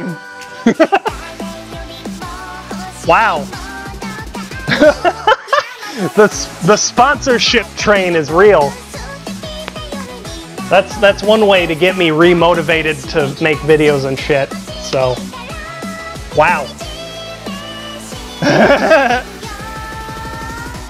Oh boy. Okay, so now from now on, whenever I actually do have like some time to myself to where I can stream, I will actually make an effort in order to stream now. Opinion on the Sacred Stones banner. It's fucking scary, and I want to climb underneath my sheets and hide. But yeah, I'll just forewarn you that I don't normally get much time by myself because I am a working man. I do normally work throughout the entire day, come home late, and then when I do get home, I spend time with the family, and the family goes where I go when I get home. That's why I almost never stream in the first place, but whenever I do have the opportunity, like if the wife decides she wants to go grocery shopping or something, I'll just pop open a stream real quick, say like hi for half an hour to an hour or something. I always fucking ramble and I don't finish what I plan on finishing. It's already 2 hours in and I didn't finish the thing that I wanted to finish yet, which was talking about my own units. But anyway, yeah, let's get this shit back on the road. I got 5% charge. Okay.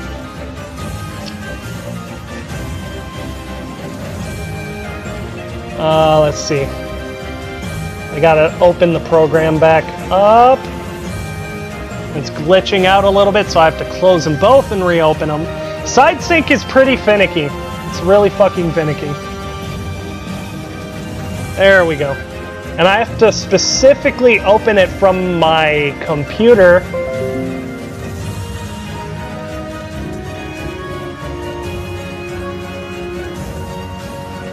There we go. Okay.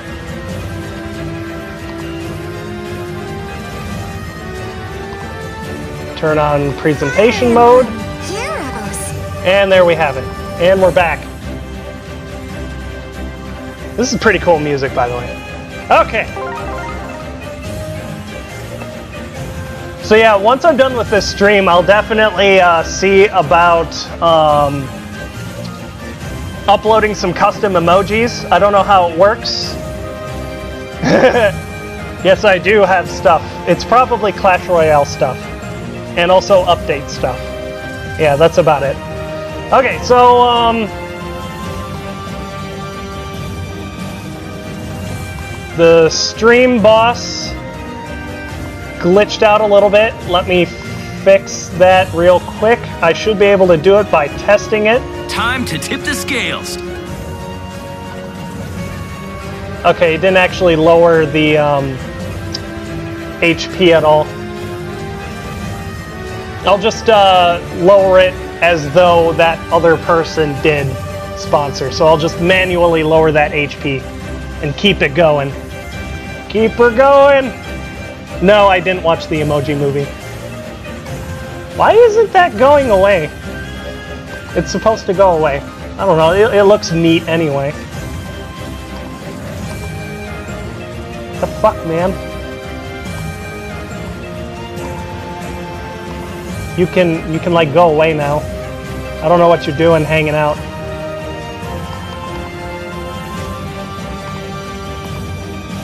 Settings.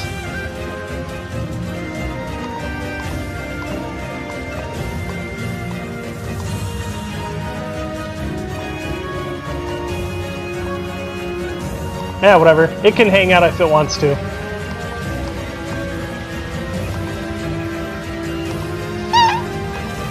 Let's see.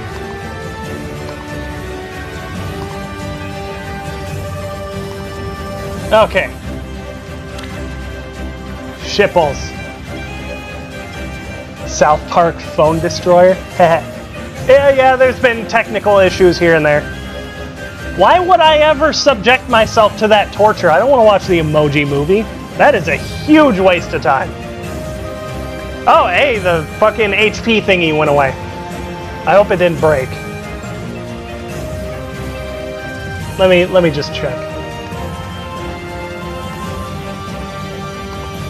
It's got like neat little test notifications. Okay, it didn't break. Okay, just making sure. I do not trust these things whatsoever. Alright, what was I talking about? I think I was talking about Queen's Fort, and I think I finished talking about it. Yeah. Everybody's super tanky and just, it's super enemy phase. Oh, the Nightbot thing, flipping people off, is actually an inside joke to the Discord. Discord invite should be in the description. Feel free to join. We talk and screw around and crack jokes a lot. Oh shit. Looks like some chats are getting cut off very slightly. There we go. There we go. The Bye Bye Man? God. So many crappy movies. Okay, you're gonna love the time. Oh, I'm gonna summon at the end. There's only like one decent one to summon on at the moment. Because the Sacred Stones banner hasn't dropped just yet. And I think the Radiant one's already gone. I don't remember. So yeah, that health bar on the left, that's gonna disappear. I don't know, fucking eventually. Oh god, it's Doki Doki. But yeah, I said that I'll do a summoning session when that HP goes down to 0. And then suddenly people started subscribing or sponsoring out of nowhere. Fuck.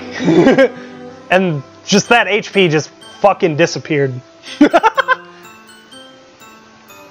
So yeah, anything that you do that would trigger like a fucking notification or whatever in the top right there, that's what it would do stuff. It does stuff and things.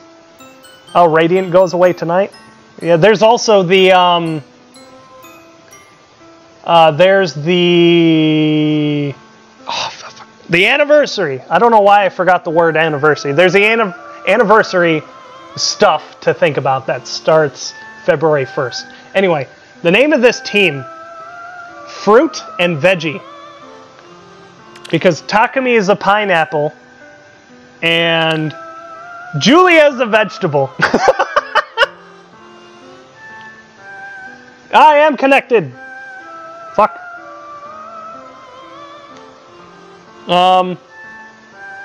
Should you pull on the banner going away tonight or the new one coming out? Fuck.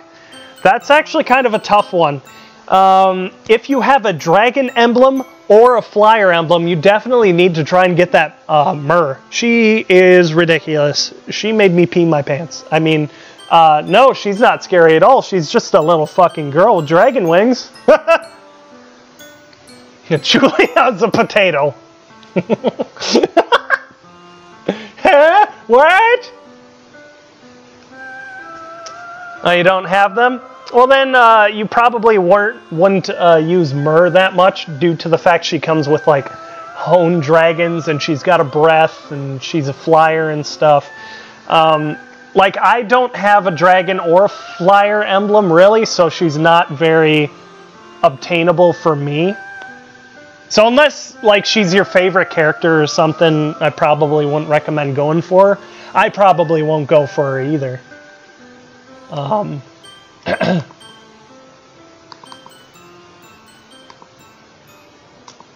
So, there's like mounted Red Tome Erica. That seems kind of neat. There's also La Rochelle, mounted Blue Tome, but we don't really...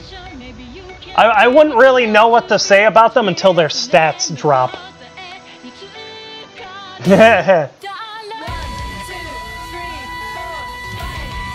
Yeah, wow, yeah, you're right, actually. She can't use Steady Breath because she's a flyer.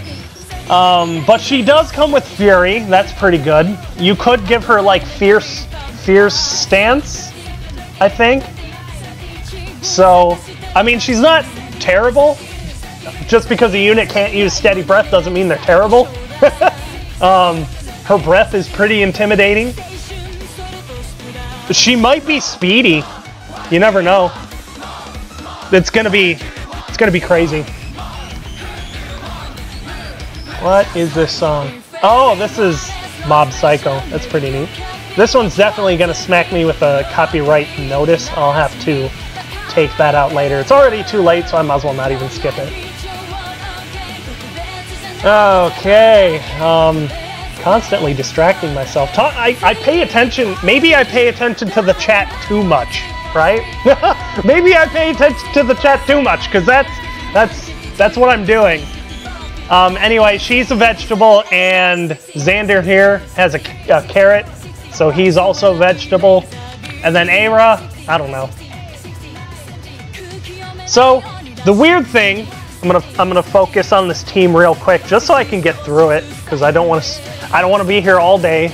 Wife's gonna be back eventually, and then I'll be out of time, because nobody wants to hear a screaming toddler in the background.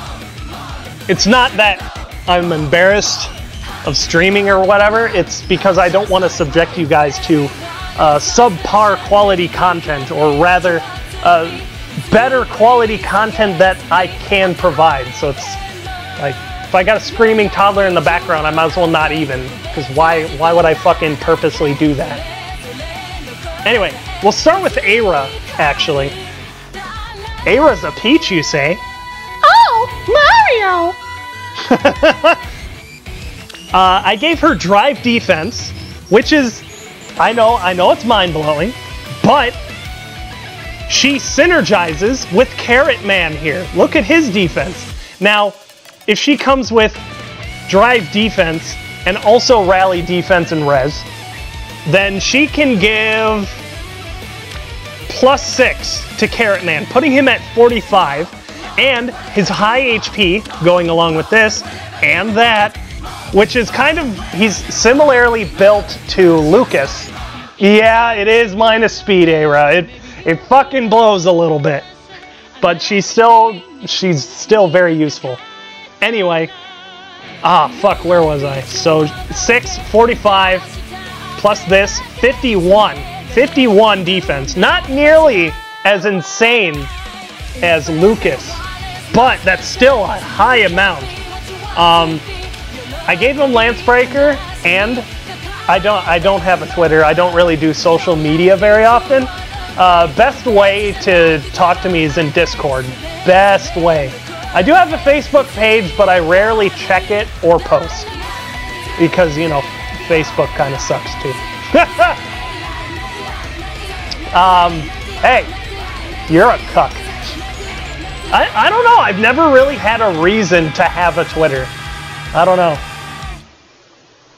It's weird. I feel like the old man, you know? Like, if I were to get a Twitter at this point, it would already be too late. Anyway, he's also got Poison Strike, and Spring Xander here is probably one of the best users of Poison Strike I've ever utilized. He's also had Brash Assault.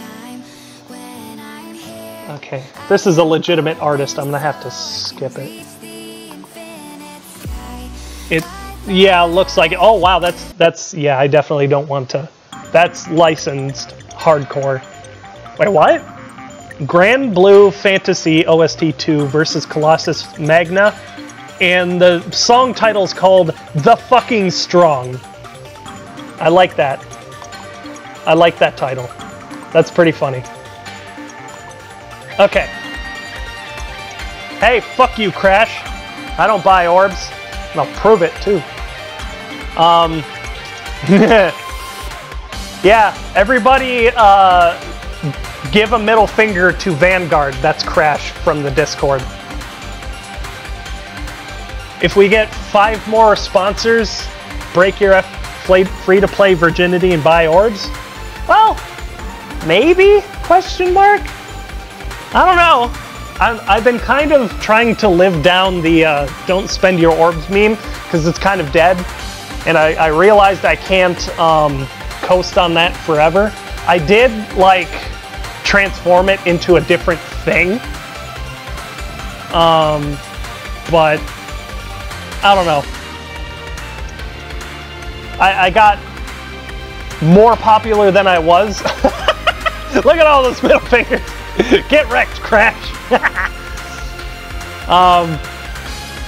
I got more popular than I was because of the don't spend your orbs thing. But if you try to force something for too long, it gets boring and stale, and then, you know, people will get sick and tired of it. And I don't know. I just didn't want to, like, push it anymore, because I didn't even think it was funny anymore either, really. And it wasn't like a meme or a joke in the first place, because I was actually legitimately trying to help people. I was actually just trying to help, and that was way before I had, like, even 100 subs. But yeah, Poison Strike. He's probably one of the best users of this ability due to the fact that he's got such crap attack. So, when you Poison Strike somebody, that nearly guarantees that you're gonna stay at a higher HP than your opponent, especially with the Carrot Lance. It's really surprisingly cool how much they synergize. Really cool. But for the most part, I just gave him Lance Breaker because if he's not careful, we can get overwhelmed by those particular kinds of units.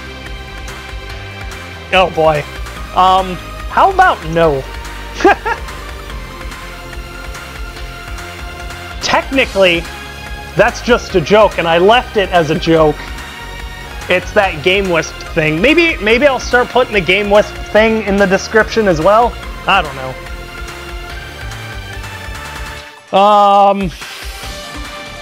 Okay, so going along the same formula as Aira here. She's basically Aira. She's got this. She's got that. She's got this and that. Because, you know, Aira, there isn't much to change about her. So, what am I going to do? I'm going to support that. I'm going to give her speed and defense. Keep her bulky, keep her from getting killed, you know? Hone attack, boost that attack, speed and defense is basically all she needs. Julia here is my magic check, my res tank, and if I need her to get more res, that's where she gets this from. Everybody's very synergistic here. It's similar to my Queen's Fort team, but it's a little bit more fluid. So this is my player phase unit, this is my enemy phase, you know, tank, this is my res tank, and this is my jack of all trades. He's not particularly good in any one category, but he can take a hit on either side if he really needs to. He can close counter, he can bandage, he can player phase, he can chip away the enemy. He can pretty much do it all. So that's what he's here for. I use him to reposition people if, like, you know, Xander's facing down, you know, a fucking Brave Ike and my Aira's not positioned correctly. I can use Takumi to move him out of the way and take that one hit and survive. And also counterattack, do a little bit of chip damage. Then he'd probably have Moonbow ready to go.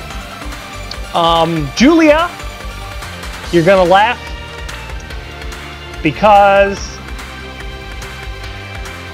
she ate a pineapple. She ate a pineapple. Fruit and veggie. Julia also counts as a fruit because of the pineapple. Can Takumi survive Brave Lynn? I don't think she can.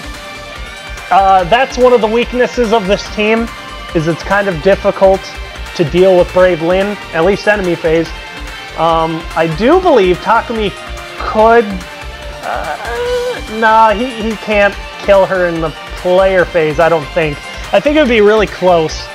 But otherwise, what I could do, actually, is just attack her with Xander and then follow up with somebody else and then finish her off. So, I can deal with Brave Lynn in the player phase. Reinhardt is obviously not a problem. So, yeah, that's close counter. I gave her close counter primarily because of Naga here, because back in the day, it was actually kind of useful when it gave you +2/+2.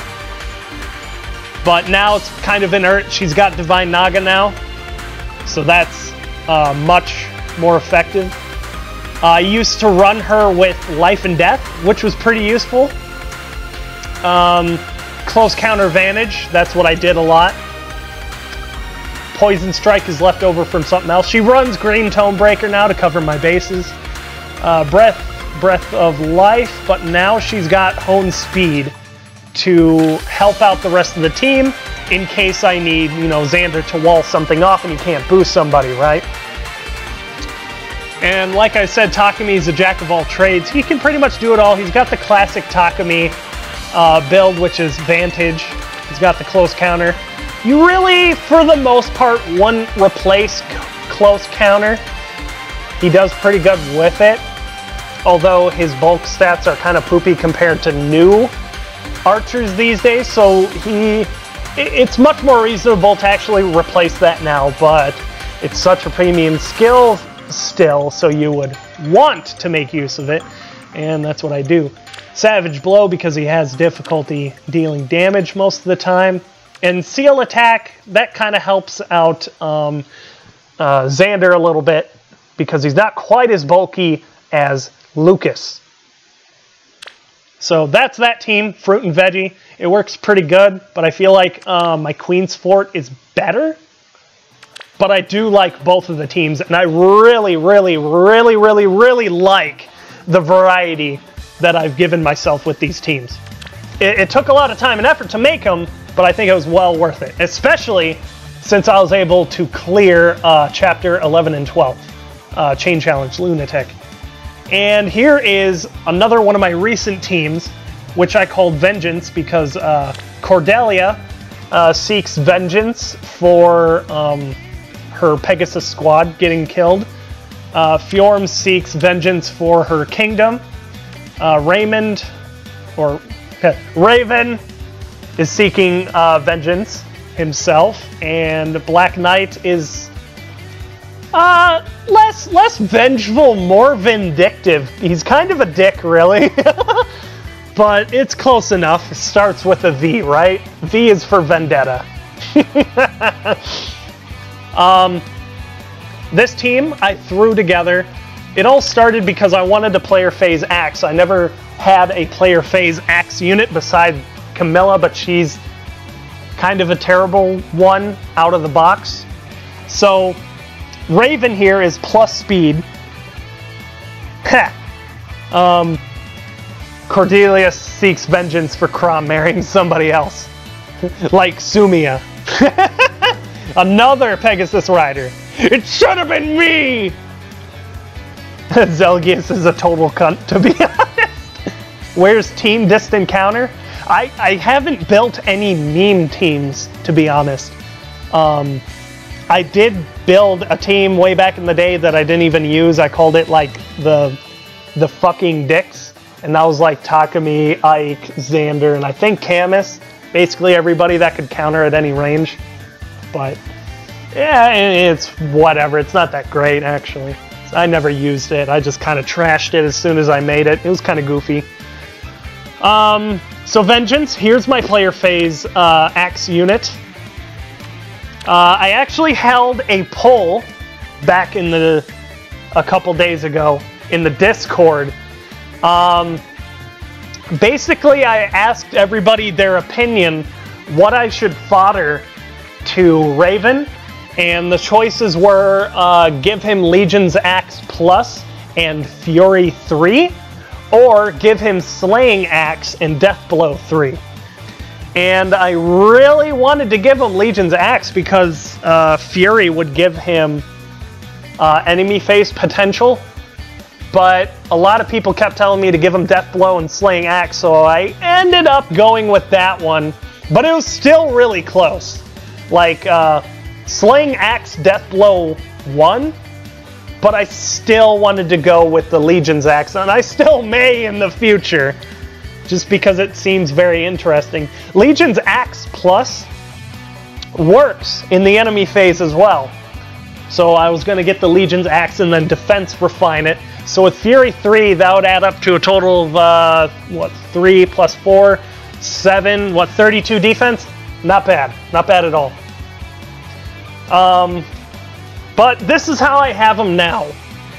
Since he's a player phase unit, he has absolutely no need for defense and resistance, so I gave him the dual rally skill, defense and resistance. Draconic Aura is there mostly because I didn't have Moonbow fodder at the time, and I felt like he could get high enough attack in order to use it. But I think I may change his special to Moonbow when I get the opportunity. Although, you know, Draconic Aura, he does go to 54 attack when he attacks. So Draconic Aura, you know, that one's probably good enough to stay. I still don't have Desperation 3 fodder. I need some Shannas pretty fucking desperately. I'll probably never get any. I'll probably get like one. Let's hope I do.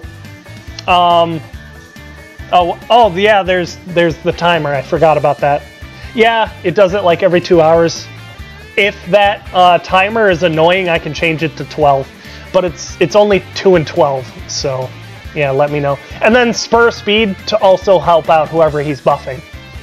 So for the most part, the only time he's ever going to be in the danger zone is if he's going to bait in a Lance unit. That's about it.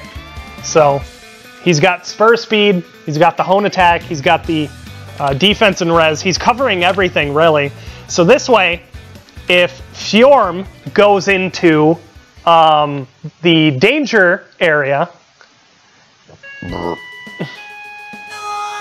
What the fuck? Uh-oh. This sounds like a meme! Yeah, it's a meme. It's crawling in my crawl. It's only 48 seconds, so I'll let it live. Ooh, Fate Grand Order. Ooh. Ooh, that's some good fucking music coming up. That sounds pretty cool. Fortnite OST? That might be fine. Fortnite seems like I wouldn't like it. I'm not gonna talk shit on it. I just want to say it's probably not my kind of game, even though it seems kind of strategic. I do like the fact that nobody plays Fortnite for its original intent, because it was supposed to be like a builder where you defend against like zombies and shit. Nobody plays that. Everybody plays the fucking battle royale thing. It's pretty funny. Okay, so Fjorm, obviously she's going to be my magic tank. She's going to be dealing with the red and blue magic, while Black Knight here is going to be dealing with the green magic, sparingly, because of that resistance. Fjorm, she is going to be my jack of all trades. She'll be in the enemy, the danger zone most often, and also getting these buffs from Raven, getting the speed buff and the defense and res. And whoever else I want to have that attack boost, I'll put next to him. This is my heavy player phase, Cordelia.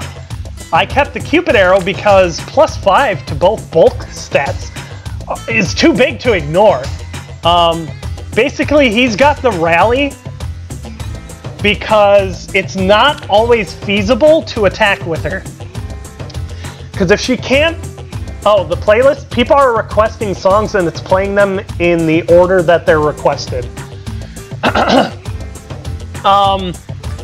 It's not always feasible to have her attack something because it could be a bulky distant counter unit like Ike or Zelgius that she wouldn't be able to one-shot and she would be killed in a blink of an eye, which is why she runs Desperation. So if I can Ardent Sacrifice onto somebody, she can pretty much kill nearly everybody in the game with that ridiculously high attack and speed. Actually, I tell you what, I'm probably going to put that attack seal on Cordelia. That seems like the best idea. And then give somebody else that Breath of Life seal. This is an absolutely ridiculous amount of speed. When she goes in with Fjorm and the water season or whatever, she gets up to 49. That is completely ridiculous and also awesome. That's pretty much it for Cordelia. I didn't have any hone speed fodder because I ran out. Because the team just needed one more Buffy thing. I got both of these because both characters would appreciate getting a hone attack boost, so that's why I'm covering it down with 2. She's got the drive attack, so that boosts that even further. And then we got the speed here. Speed and attack for the most part, and then I got the defense and res covered by the other 2. So for the most part, I got all the buffs covered. Everybody can have everything if I do it right. Except for, like, Cordelia. She really doesn't even need a speed boost from, like, a hone or a rally or whatever. She really does not give a shit. She can run fucking fast in those heels. Holy shit. Okay, so that's pretty much that one. I used to have Tharja on this team. Unfortunately, she was on the team long enough for me to give her the blessing, but she was replaced because Fjorm by herself can't be my only enemy phase unit. She's good, she's got a lot of mixed bulk, but she can't do it by herself. So I put in Black Knight, and it's been working fantastically. Same Vantage Black Luna Alondite combo. It's pretty good. So even I'm using both Black Knight and Zelgius. Isn't that weird? Sucks to suck, other sword units. Alm. I really wanted to use Alm too. I really wanted to use anybody except Black Knight because it would be weird because I'm already using Zelgius.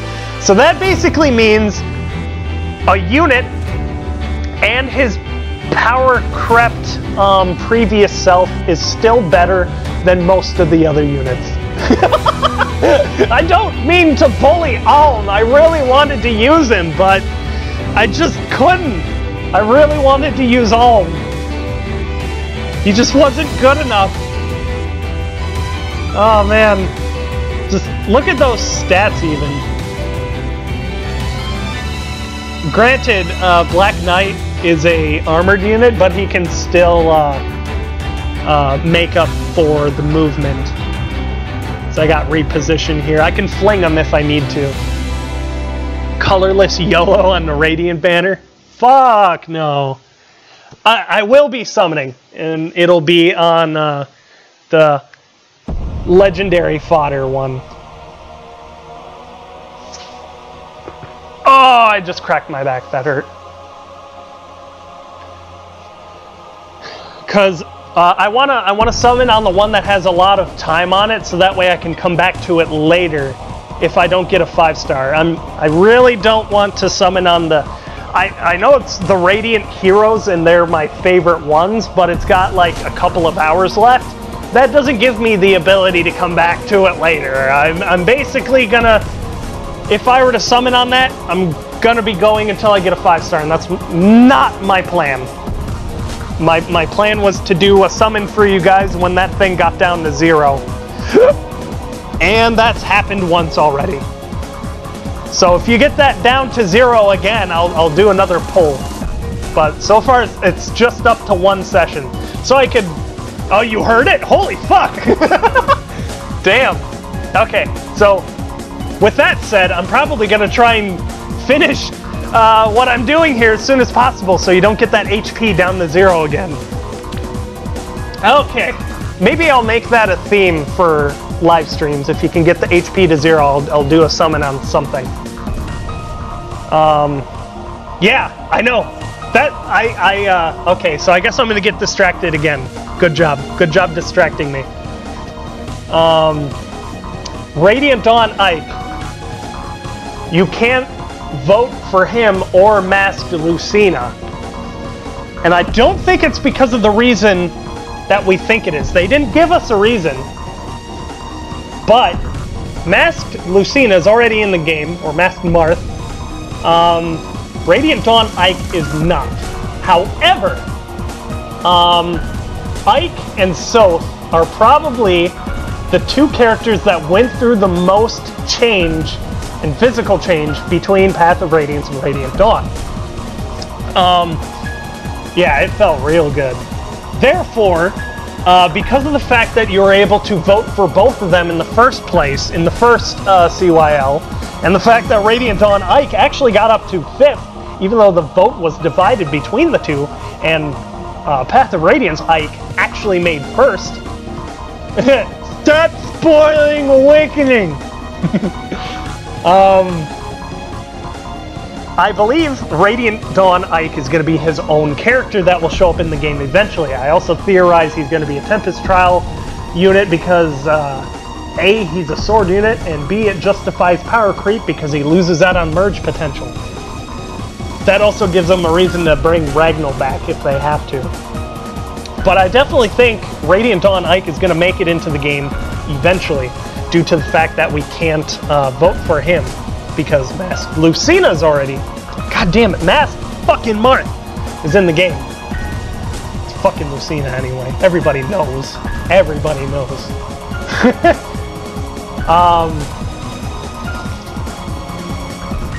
Yeah, I actually talked to Sage Master about it a lot. He might have talked about it in one of his videos. I haven't had the time to check yet, so if you guys watch his videos, let me know if he talked about it at all. Yeah, I really do think Radiant Dawn Ike is coming to the game, which is why we can't vote for him, because they already have him planned, coming out possibly right around when we might be expecting to see the Brave units coming out. Because it wouldn't make any sense to have, like, you know, 2 Radiant Dawn Ikes? I don't know. That's as far as my speculation goes so far. Oh, in Valentine's, I expect we can see another character similar to Myrrh, where they're a flying unit, except they're not on a mount. I actually theorized that not too long ago during a live stream with a couple other content creators. Basically, I imagine that we might see some sort of Cupid costume character, and they're going to wield like a bow, and they're going to have like angel wings, and it'll just be that. They'll be like a flying archer unit, even though they won't be mounted. I think we'll see a flying archer. Mark my words, it's going to be a Cupid character.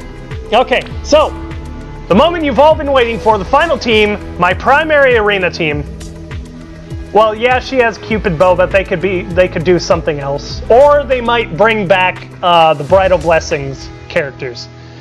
That could happen also. They could also call it something else, like what's the other Cherub? Cherub. That's it. CHERUB. Cherub's bow. Cupid is a cherub, but they could Cupid Tibarn. Oh my god. Big old hawk with white wings. Or it could be Rayson, one of those Herons from Path of Radiance and Radiant Dawn. Anyway. Ike! Look at this shit. Pretty good food today. Who was on cooking duty?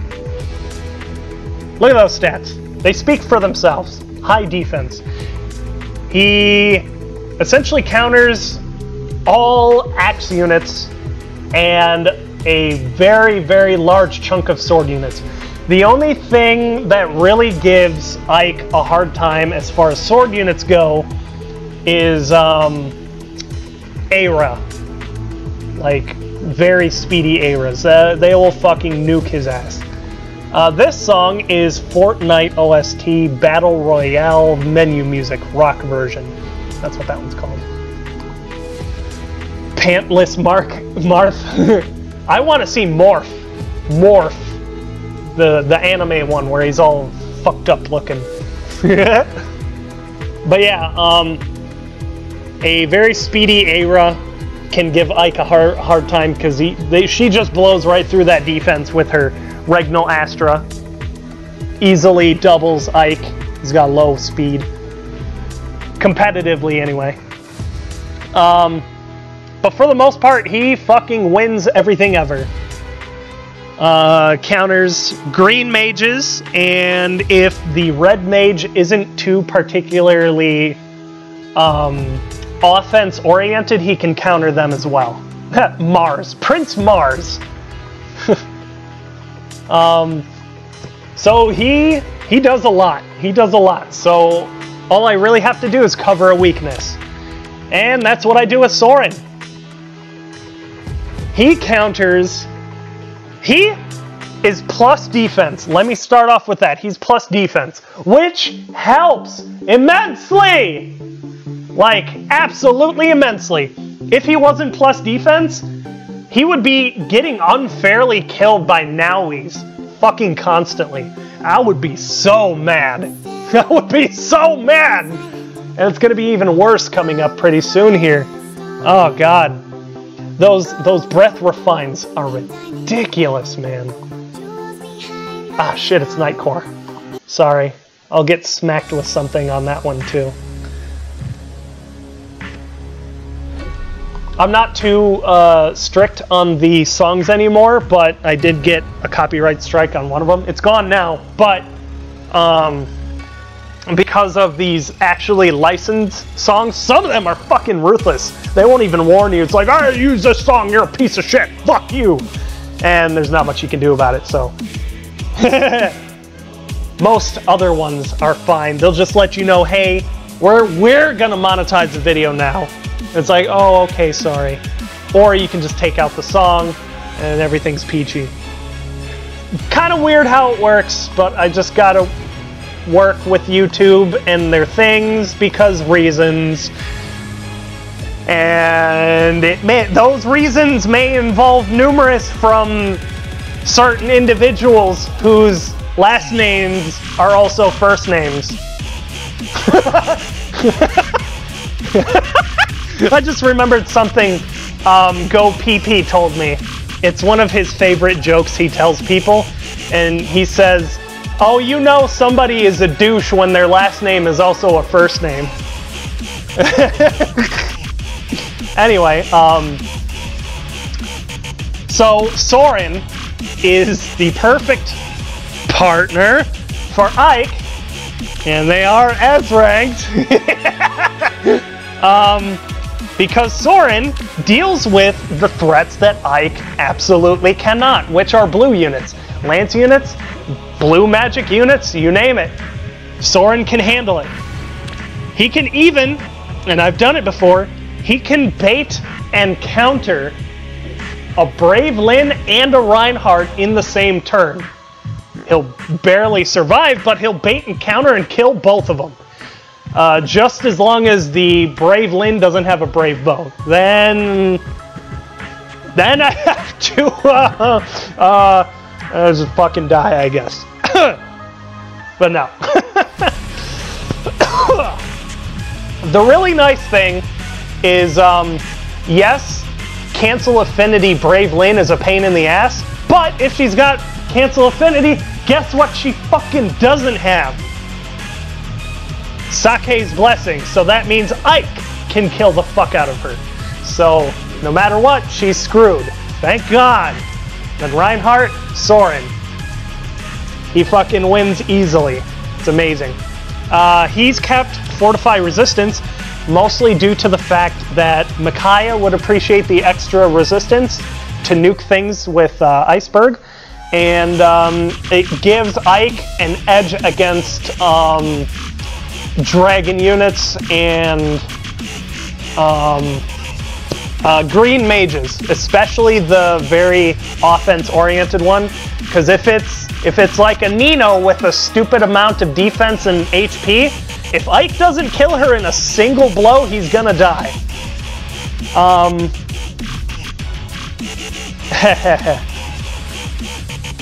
Okay, so Bowbreaker, obviously to keep Brave Lynn from doubling him, because that would really suck. He's got plus defense, and he's got, you know, Triangle Adept and Grown Raven, but if like the Brave Lynn has life and death and she doubles, she can still get past all of that. Ridiculous amount of power.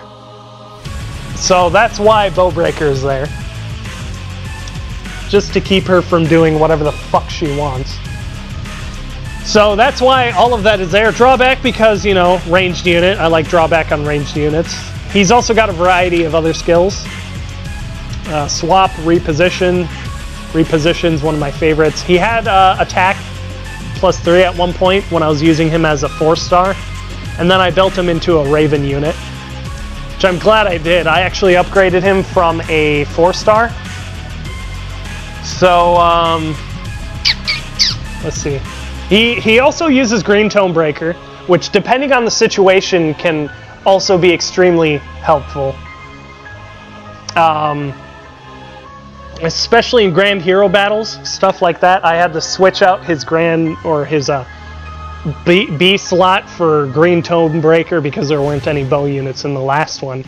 So Green Tonebreaker definitely made, well, he died to a Green Tome because he got doubled, so I gave him the breaker, so yeah. Anyway, he comes with Water Sweep, whatever. Might switch to Hone Attack. No, that reason why I didn't switch to Hone Attack is because I got Ninian on the team here, who's the team's buff bot, essentially. She'll buff the attack and speed of the whole team. And the only thing I'm like really missing is Fortified Defense, but I don't need that for the most part. Anything that gives me trouble hits the resistance stat in the first place. Let's take a look at Ninian now. She's got the defense refine on here because I think she's minus defense, and she falls like a stack or like a, what do you call it? One of those paper card houses? Plain card houses? Yeah. You just fucking fart in her direction and she dies. So, other than that, she's really speedy. Funny enough, you can actually use this pretty easily in the enemy phase. And that's because her bulk stats are so, yeah, House of Cards, I guess. I don't know why I forgot that term. Her bulk stats are so low that the enemy cannot fucking wait to attack her. They just cannot wait. So when the enemy phase begins, they always attack her first. And I don't know why, aside from that. They just hit her first every single time. And it blows up in their face because now absolutely everybody else has +5 defense and resistance. And fucking everything else, actually. And it totally screws them over. They just can't resist attacking her. It's ridiculous. Oh, man. But, I mean, it's their funeral, I guess. And, Wings of Mercy, that's, wait, she doesn't have 3? What the fuck? Actually, you know what? Let me rectify that. I'm gonna rectify that immediately.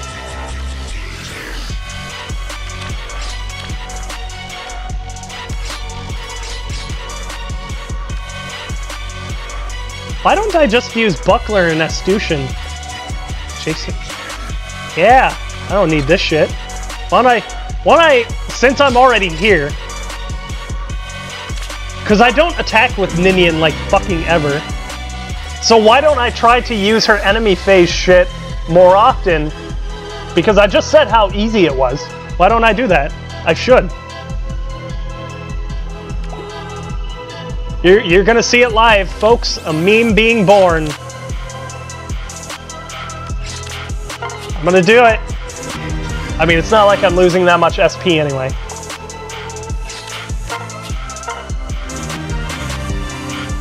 I might even replace her A skill too, since I'm at it. There we go. Much better. Her attack is really low. Her resistance is somewhat low to utilize Iceberg anyway, and I rarely attack with her, so I mean, I might as well. Tons of SP. I do have room to experiment. Okay, so that's my Ninian. You just saw me change her up on the fly. So now I'm going to use her in the enemy phase more often because they just love attacking her. So if I can do that, when they attack the rest of my team, if I position them pretty much pinpoint perfectly, 5-star Varst, oh, please no. I'll probably have to build him if I get one. Oh, nice. I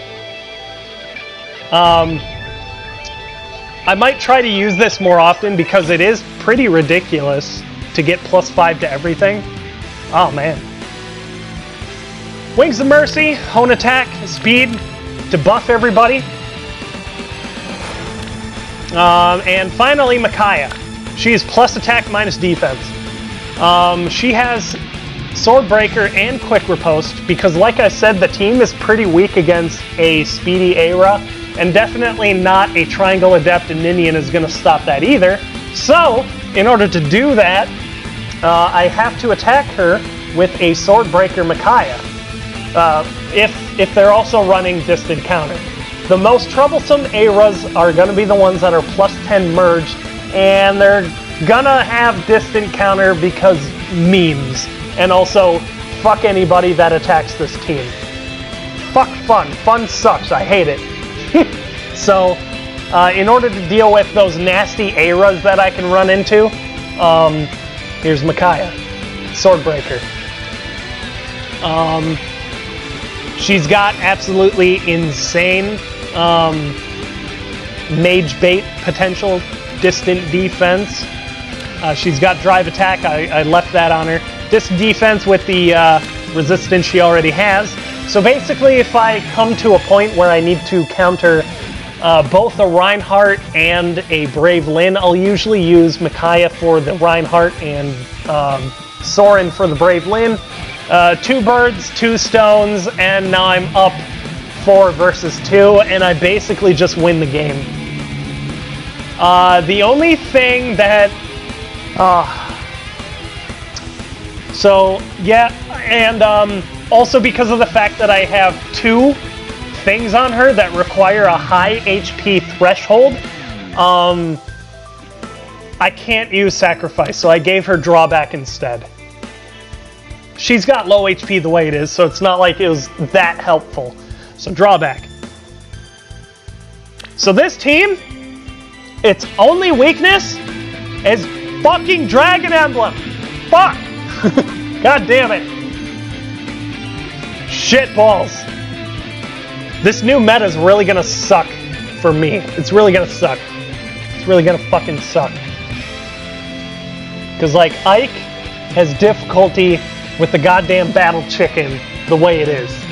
And Soren struggles against fucking Nowies. It's... I fucking hate it! God damn it! And forget about Micaiah. She can't even do anything against dragons when they have lightning breath because of her defense. That fucking breath refine allows the dragons to hit 2 range units against their weakest bulk stat, and it fucking sucks. It really fucking sucks. Ah, hi Tasty Brush. Ah. Oh man. Yep. So if dragons become much more prevalent, I'm definitely going to have to completely change up my arena team. I'll probably most likely be using Ike, but I'm not sure about Micaiah and Soren and even Ninian. I'll probably have to completely nuke my arena team and come up with some new ones. Ugh.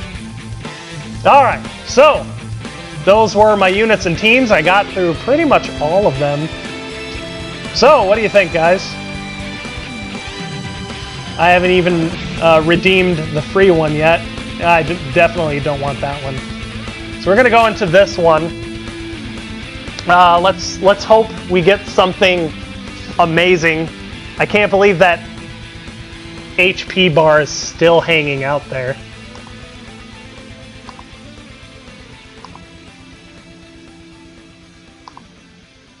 I'm gonna subscribe to myself again. That HP.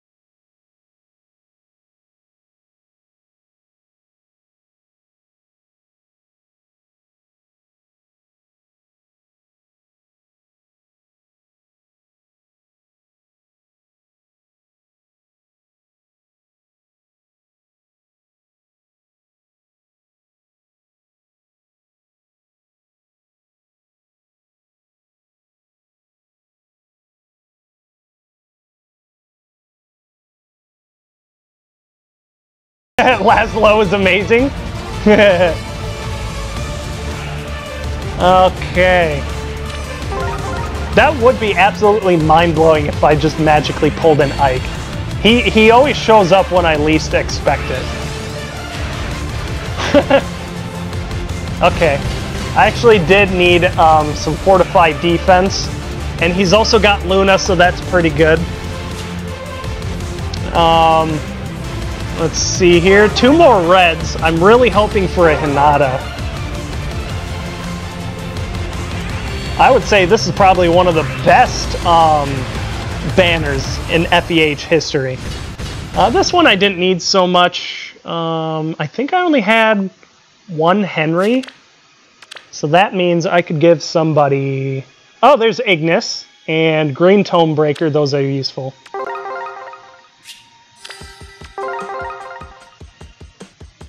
Roy, Hinata, Ike, anybody. I could take any of those. Hinata! Yes! Woohoo! Oh, was that like a special effect for a 4-star focus? Just typing hero pings me here. What? What the fuck is this song, by the way? Wow, that was cool. I'm actually pretty satisfied with that.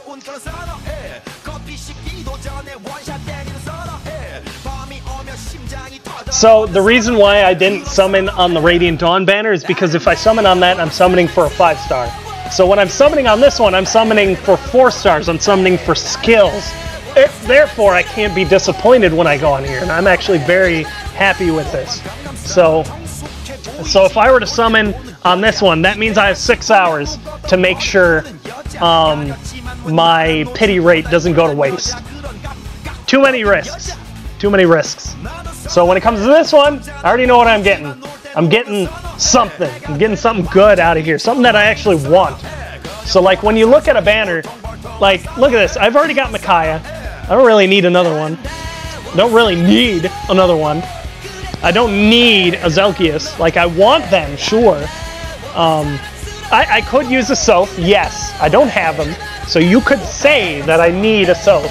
And with the impending Dragon Doom, I could probably give Soph Poison Dagger. But when I look at this one, right, I don't have any more reposition fodder. So I see Bars, I see Clyde, I see Oscar, I see Roy, I see all these amazing skills I could have. So I don't really see them as characters. I see Reposition, I see Deathblow, I see Quick Riposte, I see Triangle Adept, you know, I see Lance Breaker, Spur Defense and Speed, Rally Defense and Speed, I see Fury, I see Axe Breaker, Sword Breaker, Cancel Affinity, Hone Attack, Renewal, Fortified Defense, I see Luna, Darting Blow, Bow Breaker, I see Guard Bow. This is the stuff I see. None of it is trash. If I got any of that, I could use it. So that's why I summon on this banner. That's why this banner is good. And you're welcome to your own opinion, because I can see why people wouldn't like this either, because it doesn't have any, you know, like fancy new stuff. And even if you got like these characters at a 5-star rating, it's not like the best thing in the world either. So I can definitely understand. But I got Hinata. I am super happy about that. I'm gonna think really long and fucking hard about where I'm gonna put that Fury. I have a lot of units in mind, really. Like Raven comes to mind, Camilla comes to mind, Marth, a lot of other characters, Lucina, that have Fury 2. Ugh. Like, I need even more Hinatas. So, I'll likely come back to this eventually. Wow, look at that. So yeah, I'll probably come back to this. Next time I summon will most likely be on the anniversary banner. I'm assuming there is one. Unless you guys make me summon again in the future doing the raid boss thingy or something. Okay, so I think that's about it, guys. So we'll take a look here. Oh yeah, I want to show this off real quick. Check marks across the board. Bam. Ike, it was Ike and Ninian on the very last map. Ike murdered everybody. I am so very glad that the Lance units that showed up on the last map, which were Mathilda and Clive, I'm glad they suck. I'm glad they fucking suck. Because Ike was actually able to tank, counter, and kill them. It was great. I was very happy. He carried me through it. And now, I have nothing. There's nothing left. Except maybe Arena Assault, but I'm going to do that on my... No, wait. I've already finished that. Never mind. I'm going to do the quests, and I'll be done with that. And this, I'm already done with. Everything free-to-play. I really actually want to keep the free-to-play tag pretty much permanently.